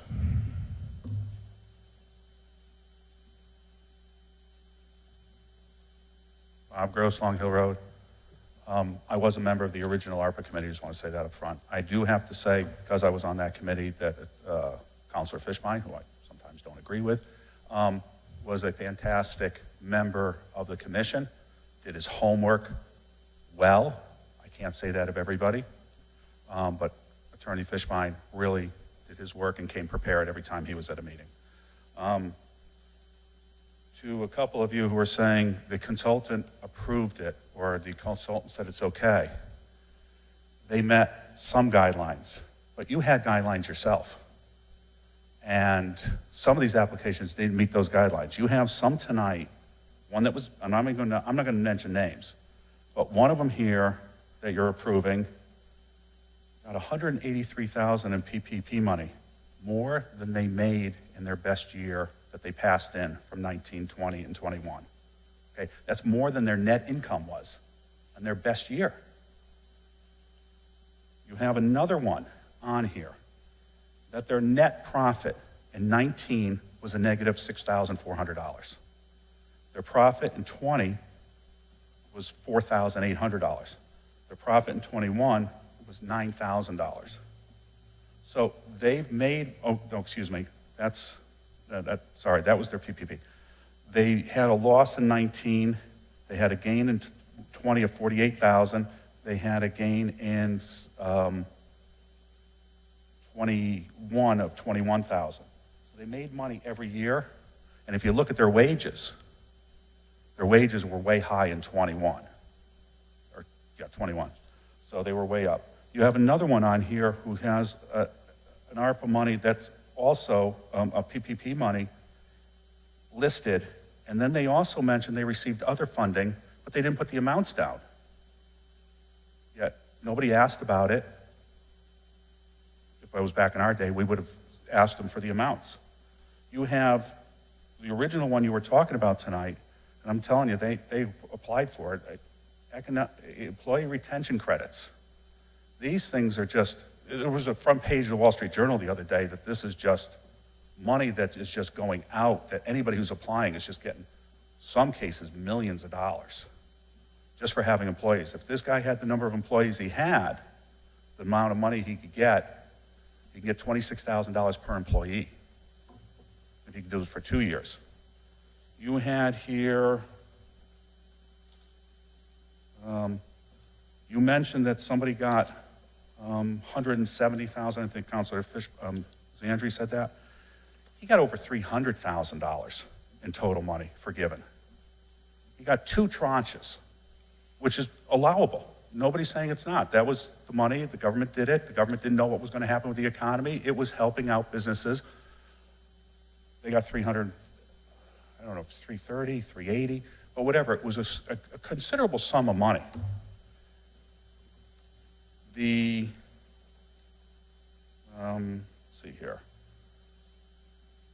to Councilor or Chairman Cervoni, that was pulled off the agenda originally. It was pulled off the agenda because it was recommended, you got the email, it was recommended by the public, a member of the public, why that should be pulled off. It should never have gotten to that far because they had all that income coming in.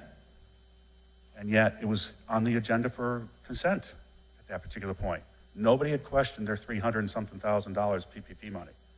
So to Attorney Fishbine's point that you guys are the purveyors and should be taking a look at the town's money. I mean, I know that Councilor Tata had asked for a few months ago whether the town was going to fund the UTVs, ATVs, whatever you want to call them, for the fire department. Have they been funded yet? Mayor? Have the UTVs or ATVs for the fire department been funded yet? I don't believe they're identified for out of ARPA. They were put into the regular budget. So they haven't been, so the point was, you have money going to here, and this is not my saying, and I found it derogatory, but I'm going to say it anyway. Somebody said to me, because they knew I was on the ARPA commission, and they've seen some of these statistics, some of the people who got these PPP money, because it's public information. And they know that some of these people got some other funding beyond the PPP money. They said the rich are getting richer. The town isn't paid, and I don't like that statement for the fact, but in some cases, you guys aren't looking at the money that the town has. I mean, there's virtually no money left in ARPA. The town's done nothing. Yet some of these companies are getting, I mean, you did it for some of the nonprofits too, and you've done it with, and to somebody's point, just because the ARPA, just because the consultant approved it, You had guidelines here where you approved people here tonight, says funds may not be used for reserves or lost profits. Well, one of them looking for lost profits in one of their applications tonight. They were explaining how they didn't make some money in some year, and they didn't make the same, they made profits. Every year they were profitable, but the profits weren't as high, so that's a lost profit. That type of thing. So, I mean, I don't think, even to all of you up there, unfortunately, I don't think you really looked at all these applications. Now, you said you were upset because the ARPA Commission originally had failed some favorite sons. So you made a rule to look back at those favorite sons and made a standard deviation to pass some of those. Yet, ones that are passing tonight that shouldn't pass, you're not looking at. So, I mean, what's good for the gander is good for the goose. And they should what the point is, all of these applications should have been looked at. You're giving away, I don't know, $7 million, $6 million, $8 million? I don't even know what the number is. Does anybody know how much the town's giving away? Controller? If this passes tonight, it would be 1,475,218 allocated to businesses, 3,211,638 to nonprofits. So 4.7? Approximately. Yes. And there's still some out there that have, this is to the council then, because you were applying the standard deviation. Now, I don't think there's really any in the new ARPA Commission that failed, except for maybe one, and I don't know why it failed. But in the original ones, have you done all the standard deviations to every applicant that's coming through? Yeah, No. I have. So everything's been paid for? No, we have. No, I meant every application that came in, you've applied the standard deviation, so if it was ABC Corp. Or ABC failed, but the standard deviation was applied, so if it passed, it would have gotten its money. If it didn't pass, it wouldn't get its money. We haven't voted on the failed by the committee, and there are more than one, No, I FYI. meant- Okay, so that's what I'm saying. So there's still more money that could be paid out based on the standard deviation. Does this go back to the original committee also? No. Or just, I've done it for every single one. There are 6 businesses that remain open for the standard deviation, but I don't think it's responsible to apply the standard deviation. So that will be a subject of a future meeting. okay, well, no, I didn't know. So you didn't apply them to businesses, you just applied them to not-for-profit? I don't have the last non-for-profit meeting because I haven't been able to watch the whole thing. There were no minutes for that meeting. No minutes? No minutes. There are, that one meeting, Right. most of the meetings are done by minutes. That one meeting was done by video. So I have to watch the whole video, which means I need the time in order to do it. So what I'm saying, you're pretty much all caught up then, so that number is going to be the steadfast numbers, what I'm saying. There's not like there's 5 sitting behind. That was the only question. Yep, correct. Okay. So I would just hope that, I agree with Counselor Counselor Fishbein, that, this was you really should take a look at some of these applications. You should take a look at some of these tonight that were there. Like I said, the one that got 183 in PPP, more than any year of its income. And just because the consultant says it passes, doesn't mean it passes. You have one that I know in the original group that we failed. I don't know if it passed standard deviation. I have not seen the list of standard deviation failures, passes, but should not have passed the federal guidelines because of certain issues with it. And I don't know, we didn't pass it. That was one of the reasons I failed it. I made it known in that meeting. And it failed. But it was close. So I'm curious on some of these. That's why I would like to see. So is there a list that you have that you'll show us that'll show all the ones that passed standard deviation that originally failed? When I add it to an agenda, it will be with the full agenda, yes. Right, so there's no list yet? I have the list in front of me right now. Okay. it's not complete, and I'm not sending in complete information. But some of those have gotten already paid. Yep. So those should already be through then. So how many of those haven't gotten paid yet then? Only the ones by the new committee. All right, so mine was in the original committee that I'm questioning, so I can ask the controller, I assume, would have the list of everything he's paid out then to every corporation or not-for-profit? Not right in front of you, but, you have it available. Yes, All right, thank you. I come by and get a list of that then? yes. Or would you like me to write a request, or just,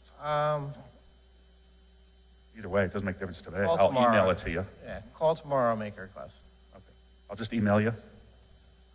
That's fine. Okay, thank you. It's easier. And then, so I guess I have nothing else to say, but it's just it's a shame because the money was supposed to go for who genuinely needed the money, not people who made money, did not lose money, did not sustain a loss. Not everybody in business sustained a loss during COVID. Some businesses did pretty well. That's why you didn't see as many applicants as you thought you were going to see. Some did extremely well. Some got a lot of money in PPP. Some got a lot of money in employee retention credits. Some got a lot of money in restaurant revitalization fund from the states. There was a ton of money out there, and there's still a ton of money out there because anybody who watches television has seen the ads for people saying, were you in business during COVID? Do you have employees? Call us, and we'll get you money.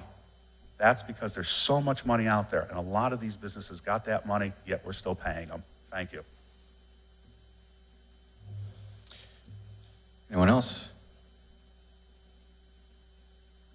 Bring it back to the council. Councilor Zandri. Yeah, I just have a quick follow-up. It's my understanding, and I want to be corrected if I'm wrong. The scoring that was set up for the ARPA committee was so that they could render a decision and bring it back to us. Whether or not they passed it or failed it, approved it or recommended no further action, we had the right to challenge the ruling. So I want to make sure that we make that really clear. Somebody could have scored a 50, old scoring, new scoring, standard deviation or not. And if we reviewed it and the consultant approved it and the law department didn't have a problem with it, it could still be passed.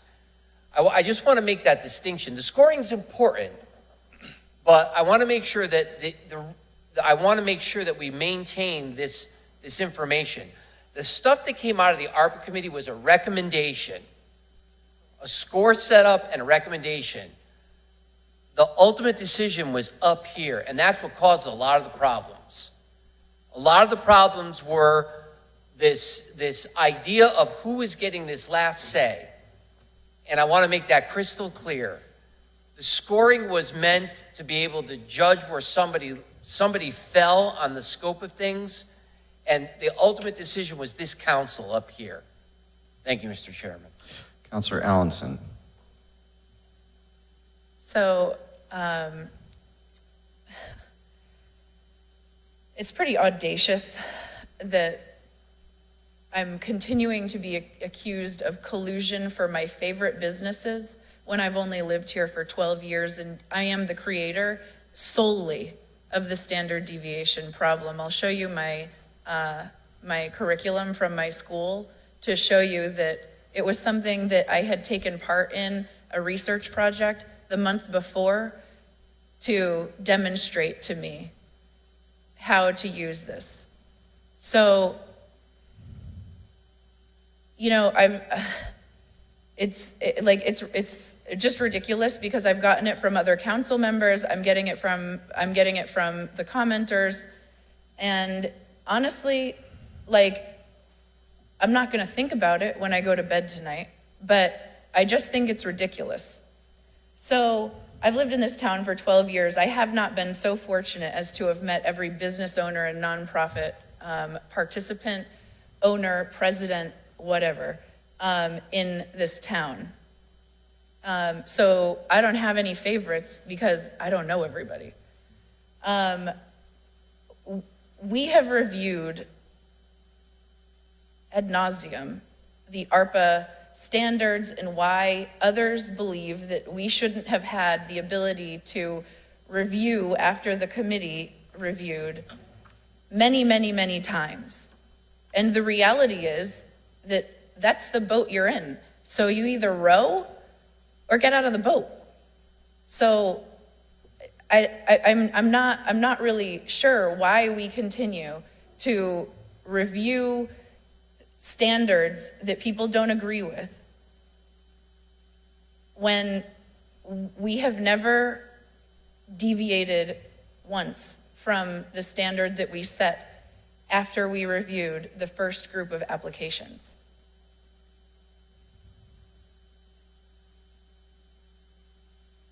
That's all I have to say.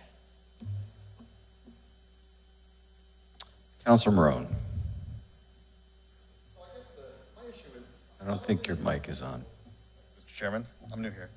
I don't think the issue is that the council did anything inappropriate or illegal, right?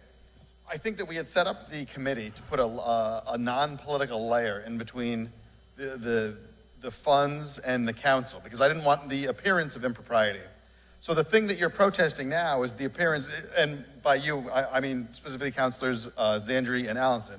The thing you're protesting is the appearance of impropriety that's taking place right now. And the reason is because we monkeyed with the formula. So we had created the group to manage this.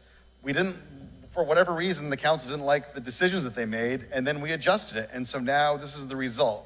So I don't think you can attack Mr. Gross, and I don't think you can attack Mr. Zandri, because I'm not Mr. Zandri, Mr. Fishbein, because I think they're sort of talking about the same thing. We had created a system to make this seem fair, and now it doesn't seem fair to a lot of people, myself included in a lot of ways. But I made the decision early on that, you know, if it went through the committee, I'm going to say yes, because I'm not going to, at this point, what should not have been a political process became a huge political process, and I'm going to step aside. I'm not going to say no to any of these applications at this point, because I don't know how I pick and choose now, you know, based on my feelings about these businesses, right? These are all friends and neighbors of mine. So, now we're going to, I don't know, now you put us in the uncomfortable position to look at these people who, may have been rejected by the committee without the standard deviation and say, well, you shouldn't get the money or you should get the money. And it's exactly the position that I think none of us wanted to be in at this point.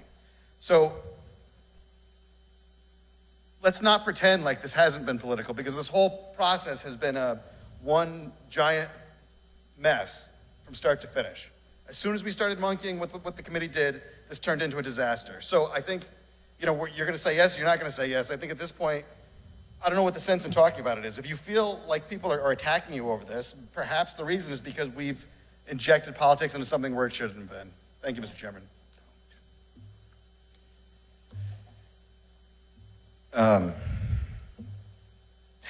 Councilor Zandri. So I'm just going to follow up to that, Councilor Marone. So when we started the process to try to keep it make it apolitical, one of the discussions we had up here, and I agreed with you on it, was to do a 7-10 majority, like a super majority, and that was because it was in the right spirit. What none of us looked at, and I'll even back it up. Instead of including everybody, I'll just do it to myself. One thing I didn't realize after we had settled on that we left another element open, because it wasn't a simple vote. When the 9 of us vote up here, everybody's vote is equal. There's 1 no vote, there's 2 no votes, but they're all equal.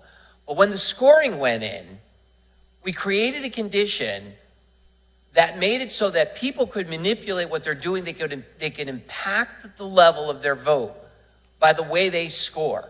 And there was nothing that brought that out more than the score on the Zion Church. They just missed 73.5. When you put the standard deviation in there, they went to 90. That reeks of somebody saying, I don't want to just vote no. I want to vote no with such prejudice that it takes them out, whether it was done intentionally or not. That person could have voted first and said 20. And it took them down. We never meant to have that imbalance in there, never meant for it. And we have the proof in the fact that when we set it up, we wanted a 7-10 majority to do anything, to take any action there. That shows that our original intent was there. By what we did by changing the element of the scoring to make it more fair was to correct that error, and that's my opinion. But I'll tell you what, if we never touched the scoring at all, we still could have come and gathered all of the applicants and passed them at the same level that we're doing today. I think that the standard deviation was the right thing to do because it met with the original intent, the original spirit of a 7 to 10 supermajority, and it let math do it. And it took away anything that could have been any type of bias in the first place. Thank you, Mr. Chairman. I guess Council Marone, I'll let you go first. So, and, you know, Jason, you're a great guy. I like you, but thou doth protest too much. Councilor Fishbein. Just quickly, you know, the Zion, I'm glad that Jason brought up the Zion Church application, because that was one of the highest scores that I gave any application. And I was disappointed when it didn't pass. I don't know how one can try and manipulate when it's an average going around the room and you don't already know what other people are going to do. So when, you know, one or two people allegedly collude to just make it fall underneath it's virtually impossible mathematically and just human-wise. The other thing was that, you know, something that hasn't been mentioned here, we bound that group to make all votes by 7. This body makes all votes by 5. So we set higher standards for that group, lower standards for ourselves. Thank you, Mr. Chairman. All right, just noting we have abstentions on BVSA properties and Porto Sitco service station. Madam Clerk, would you please call the roll? Ellenson, Proudly, yes. Carmody, Yes. Fishbein, No. Laffin, Yes. Marone. Tata, Abstain. Testa, Yes. Zandri, Yes. Cervoni. Yes. The motion passes even with the abstentions noted. All right. Moving along, item 6, the public question and answer period. Mr. Gross, is that you? No, it's not. Okay. I knew I wouldn't be allowed to speak after the last statement. So I just want to say that we knew, the original commission knew that the town council had every right to change any decision that we made. It was the way the decision was made on a certain application that irked, I could use a stronger word, upset the commission. And if you go listen to the video or the audio, you will hear, I think, the majority, not if it was not unanimous, it was close. Everybody was upset by the way the council had acted on a particular application that still to this day does not qualify. And that was the issue. And it's not because the scoring, and we don't care if you overturn something, but that one didn't qualify, and it was how it came back to the council and how it was going to come back to you, meaning the council, to vote on it and the way it happened.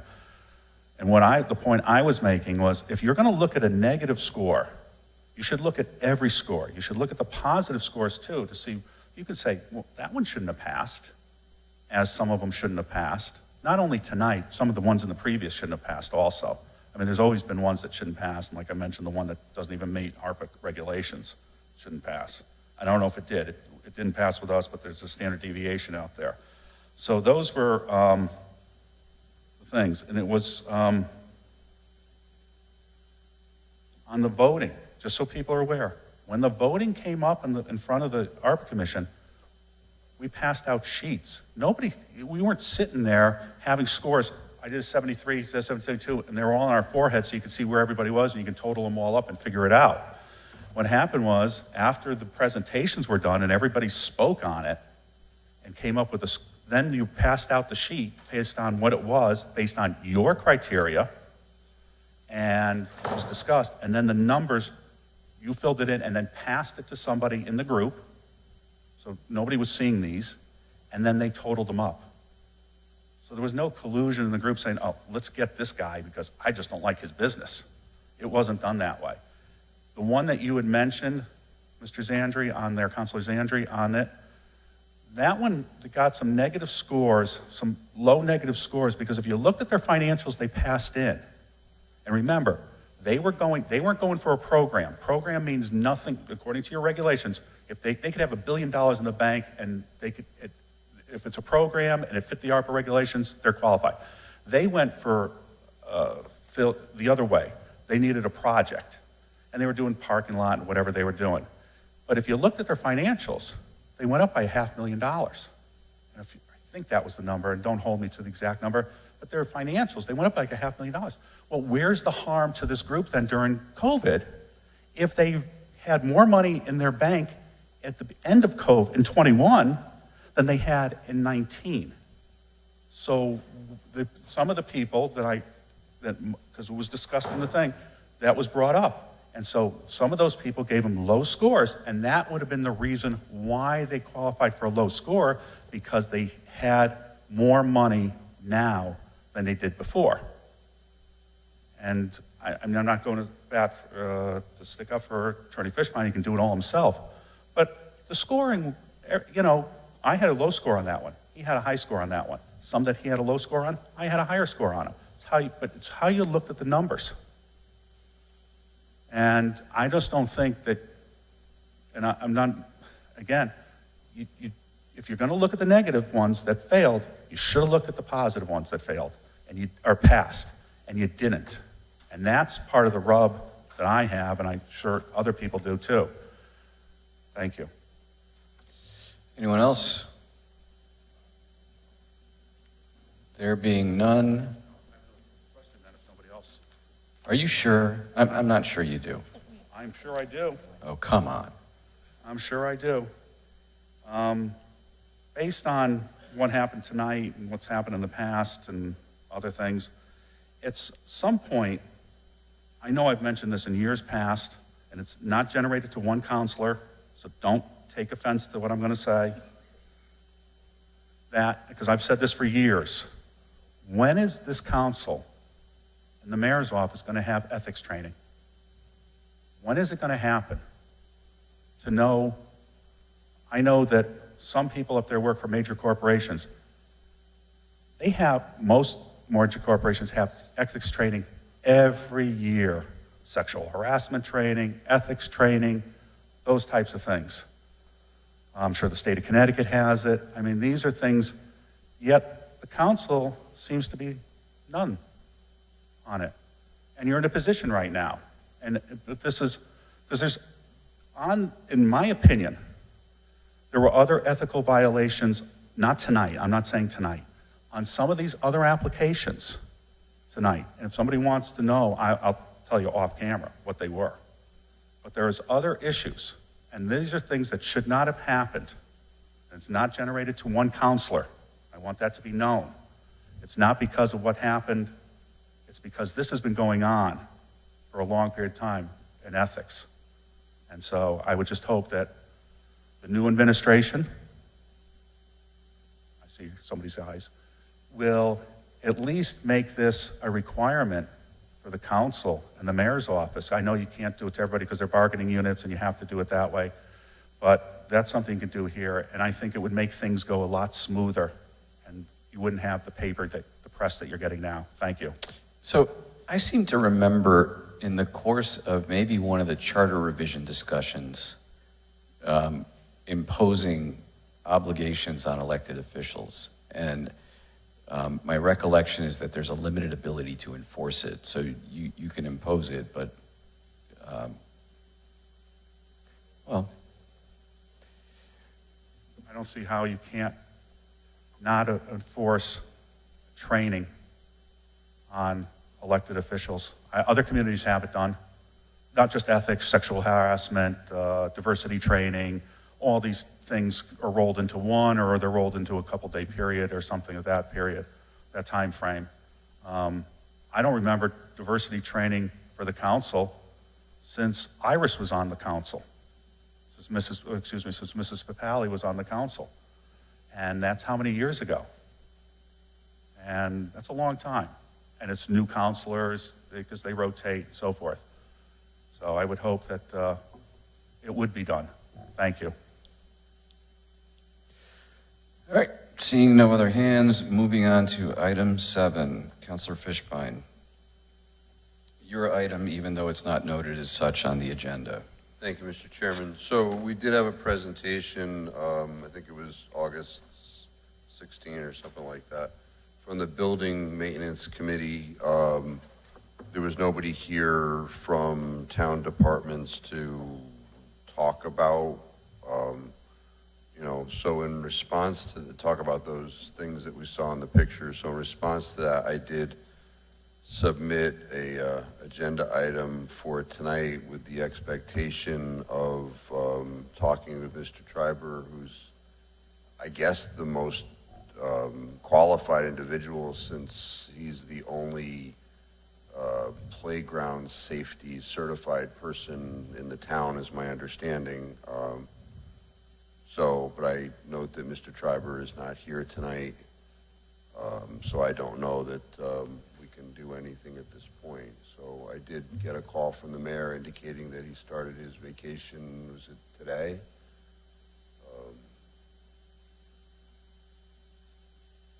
I couldn't quite hear what you said. Yeah, the agenda item was an indication, that I wanted to at least have an exchange with Mr. Treiber as to what was shown in the building committee's report. I thought that was the responsible thing to do, and I acknowledge that you called me, I think on Thursday or something like that, and told me that he was starting his vacation today. I said he couldn't be available today. I believe he is on vacation at some point this week, but he could not be available tonight. So I don't know if he's on vacation right now. It was starting this week, but he told me he absolutely was not available tonight. Okay, and you also indicated that he had not seen the report from the building committee? Right, at that point, he had not seen it. We did receive a copy then from the town clerk's office, and I believe he had that by the end of the week anyway. Okay, so I guess, I'm a little concerned.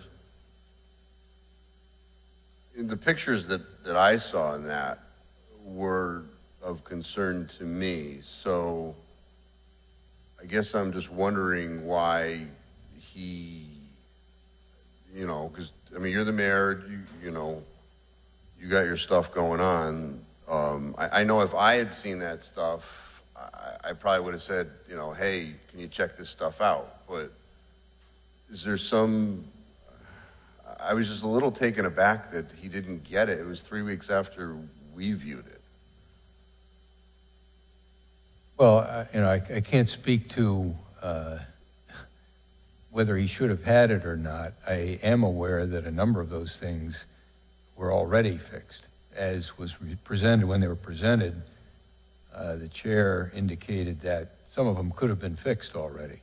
And I believe that is factually true. They were already fixed. Now, which ones have been and which ones haven't, I can't point to that. But Kurt Treiber is not the one responsible for all of that. It would be Public Works and Recreation to actually fix conditions in the field that need repair. Well, I think Mr. Treiber is the only person that's been represented to us who would be able to represent and sort of prioritize. This is a safety issue at the park, because I am the certified expert in that, right? And then, that would be part of triage. Well, he's a part of that, but it doesn't require him to point out where where something is in disrepair, that it should be repaired. It may not be a clear safety issue. It needs to be repaired. Graffiti, for instance. Graffiti should be removed, and generally is fairly rapidly, and of course it shows up again. But that's not necessarily a safety issue, but it's something that the departments take seriously and look to correct. Oh, no, I agree, and for that reason, expressly for this agenda item, I went through the building committee's report and I took out all of the photographs that, like graffiti, that I didn't think were safety issues. A lot of the things that were shown in that report, I know are safety issues. So there are standards that are supposed to be met. There are representations that have been made to this body as to the safety of our parks. The only person I think that's certified to speak to that is Mr. Treiber. So do we know? That's not entirely true. He has the designation as a playground safety official, if you want to call it that, but there's things that are not necessarily playground equipment that are also listed in that report. So Mr. Treiber plays an important role with it. He's not the only one. Certainly it's also Public Works as well as the Recreation Department, and they do work together to determine the inspections that are done with Mr. Treiber there. But it's not, he's not the only one who is looking for or designating what gets fixed.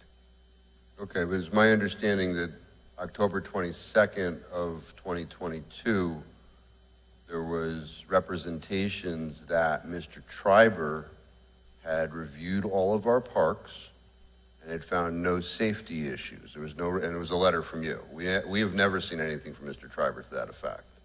So I'm just going by what, I mean, you took it upon yourself to represent to us that that individual had reviewed, had determined there were no safety issues, didn't say in conjunction with, anything else, but. Well, the report, I think, was from Recreation as well as Mr. Treiber. They reviewed and they determined that a public safety issue would be one where you really should shut something down because it's a clear safety problem. There are other things that should be corrected but would not require a playground or a given facility to be shut down. So he did indicate he did not find safety issues defined as something that would require the shutting down of a given facility or area. There were things that needed to be corrected, a bolt missing, whatever, a variety of things. They didn't reach a level of closing down the area or preventing anyone from using the given piece of equipment. And that's fine, but it was presented that there were public safety issues, and to me, public safety would mean it's unsafe. That would mean no one should be allowed in the proximity of it because they could get hurt. Understood, sir. And so, but still, Mr. Treiber is the one who has the certification to make those representations. So that was the intent of the item. So I think our next meeting is September 12th. It's today. No, that is today. So when is our next meeting is at the end of this month, which is like the 25th or something? It's in 14 days. 26th. So do we know if Mr. Treiber is available for the 26th? I believe he should be. I didn't question him on that, but if there's interest in having him be here, then I will find out.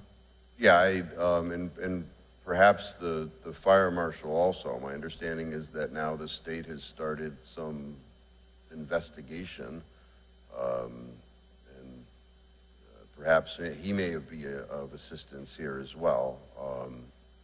But I think there's 17 pictures. I truncated that whole presentation to give Mr. Treiber the opportunity to say, these are the only pictures I want to ask about, right? Because I didn't want, the graffiti and that kind of stuff. So I think that should make it easier. So he has those pictures? I sent it to all of the members of the council, the town clerk, The chair, I don't know, I mean, we don't have the We'll have, ability. we'll have to find out if he has those. I mean, I They're don't know. part if he of has the those. whole, if he has the whole presentation, he has them. Just my presentation is just smaller, so I think it would be helpful if he had that, but if he reviews all of them, he's Yeah, gonna. no, we would want to know the reduced number, right? Sure, no, I think that's the most efficient way to do this. So hopefully, September 26th, we can have that exchange. Thank you, Mr. Chairman. Anyone else? There being none, can I get, oh, my apologies. Mr. Michael.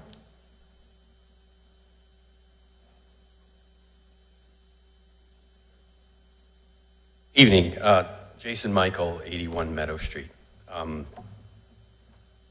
Councilor Fishbein has covered a lot of what I was going to say, except for 10 months, including tonight, there are 5 occasions in which I've either been present for or involved in at this microphone or those microphones. 5 times, starting with the H.D. Seeger report with the Park and Rec Commission stepping down, the questioning of Director Michaels from the Parks and Rec on park safety, the presentation of Councilor Marone and Councilor Tada's PowerPoint showing park safety issues, and the Building Maintenance Committee presentation of physical evidence of unsafe conditions. This is not a hair-splitting issue.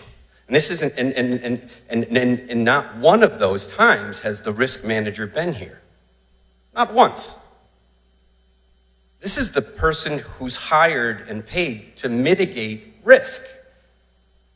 And when there's evidence being presented over and over and over of situations that can put people in this town in danger of being injured, I can't understand why he's not here. I don't think it's acceptable on any level. 5 times. Okay, vacations, I get it. You're sick, if you have kids, all kinds of things can happen. 5 times.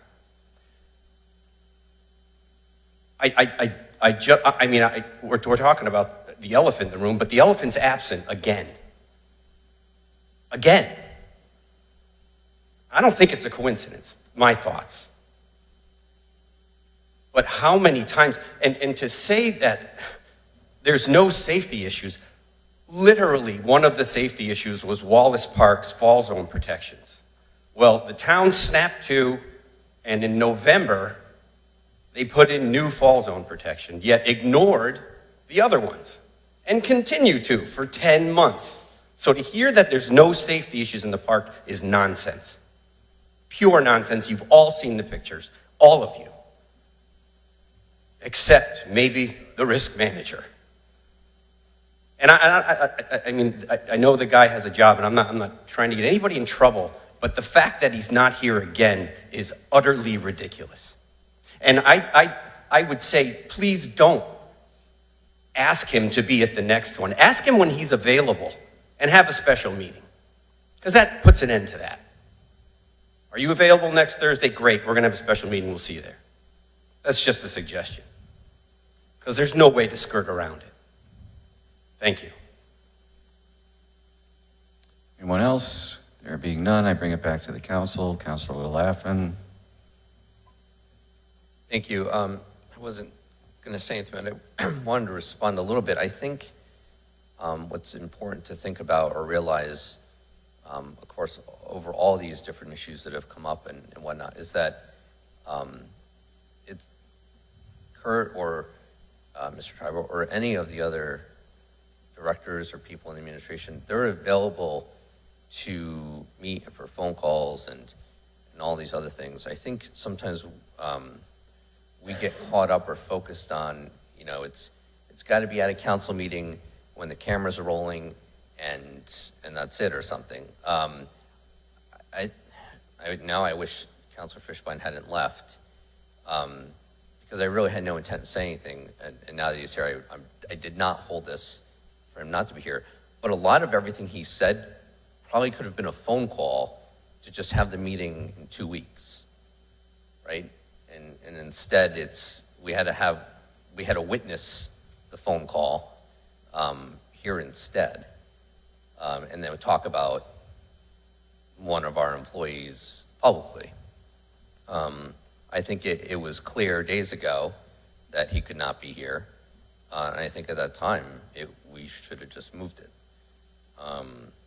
to, as was said, to a date at which he can be here. If he cannot be here at the next meeting, we can certainly discuss having a special meeting of the council if a core group or if the building committee doesn't want to go meet with him and discuss these issues. That's all I have to say. All right, seeing no other hands, I will entertain a motion to go into executive session. Second.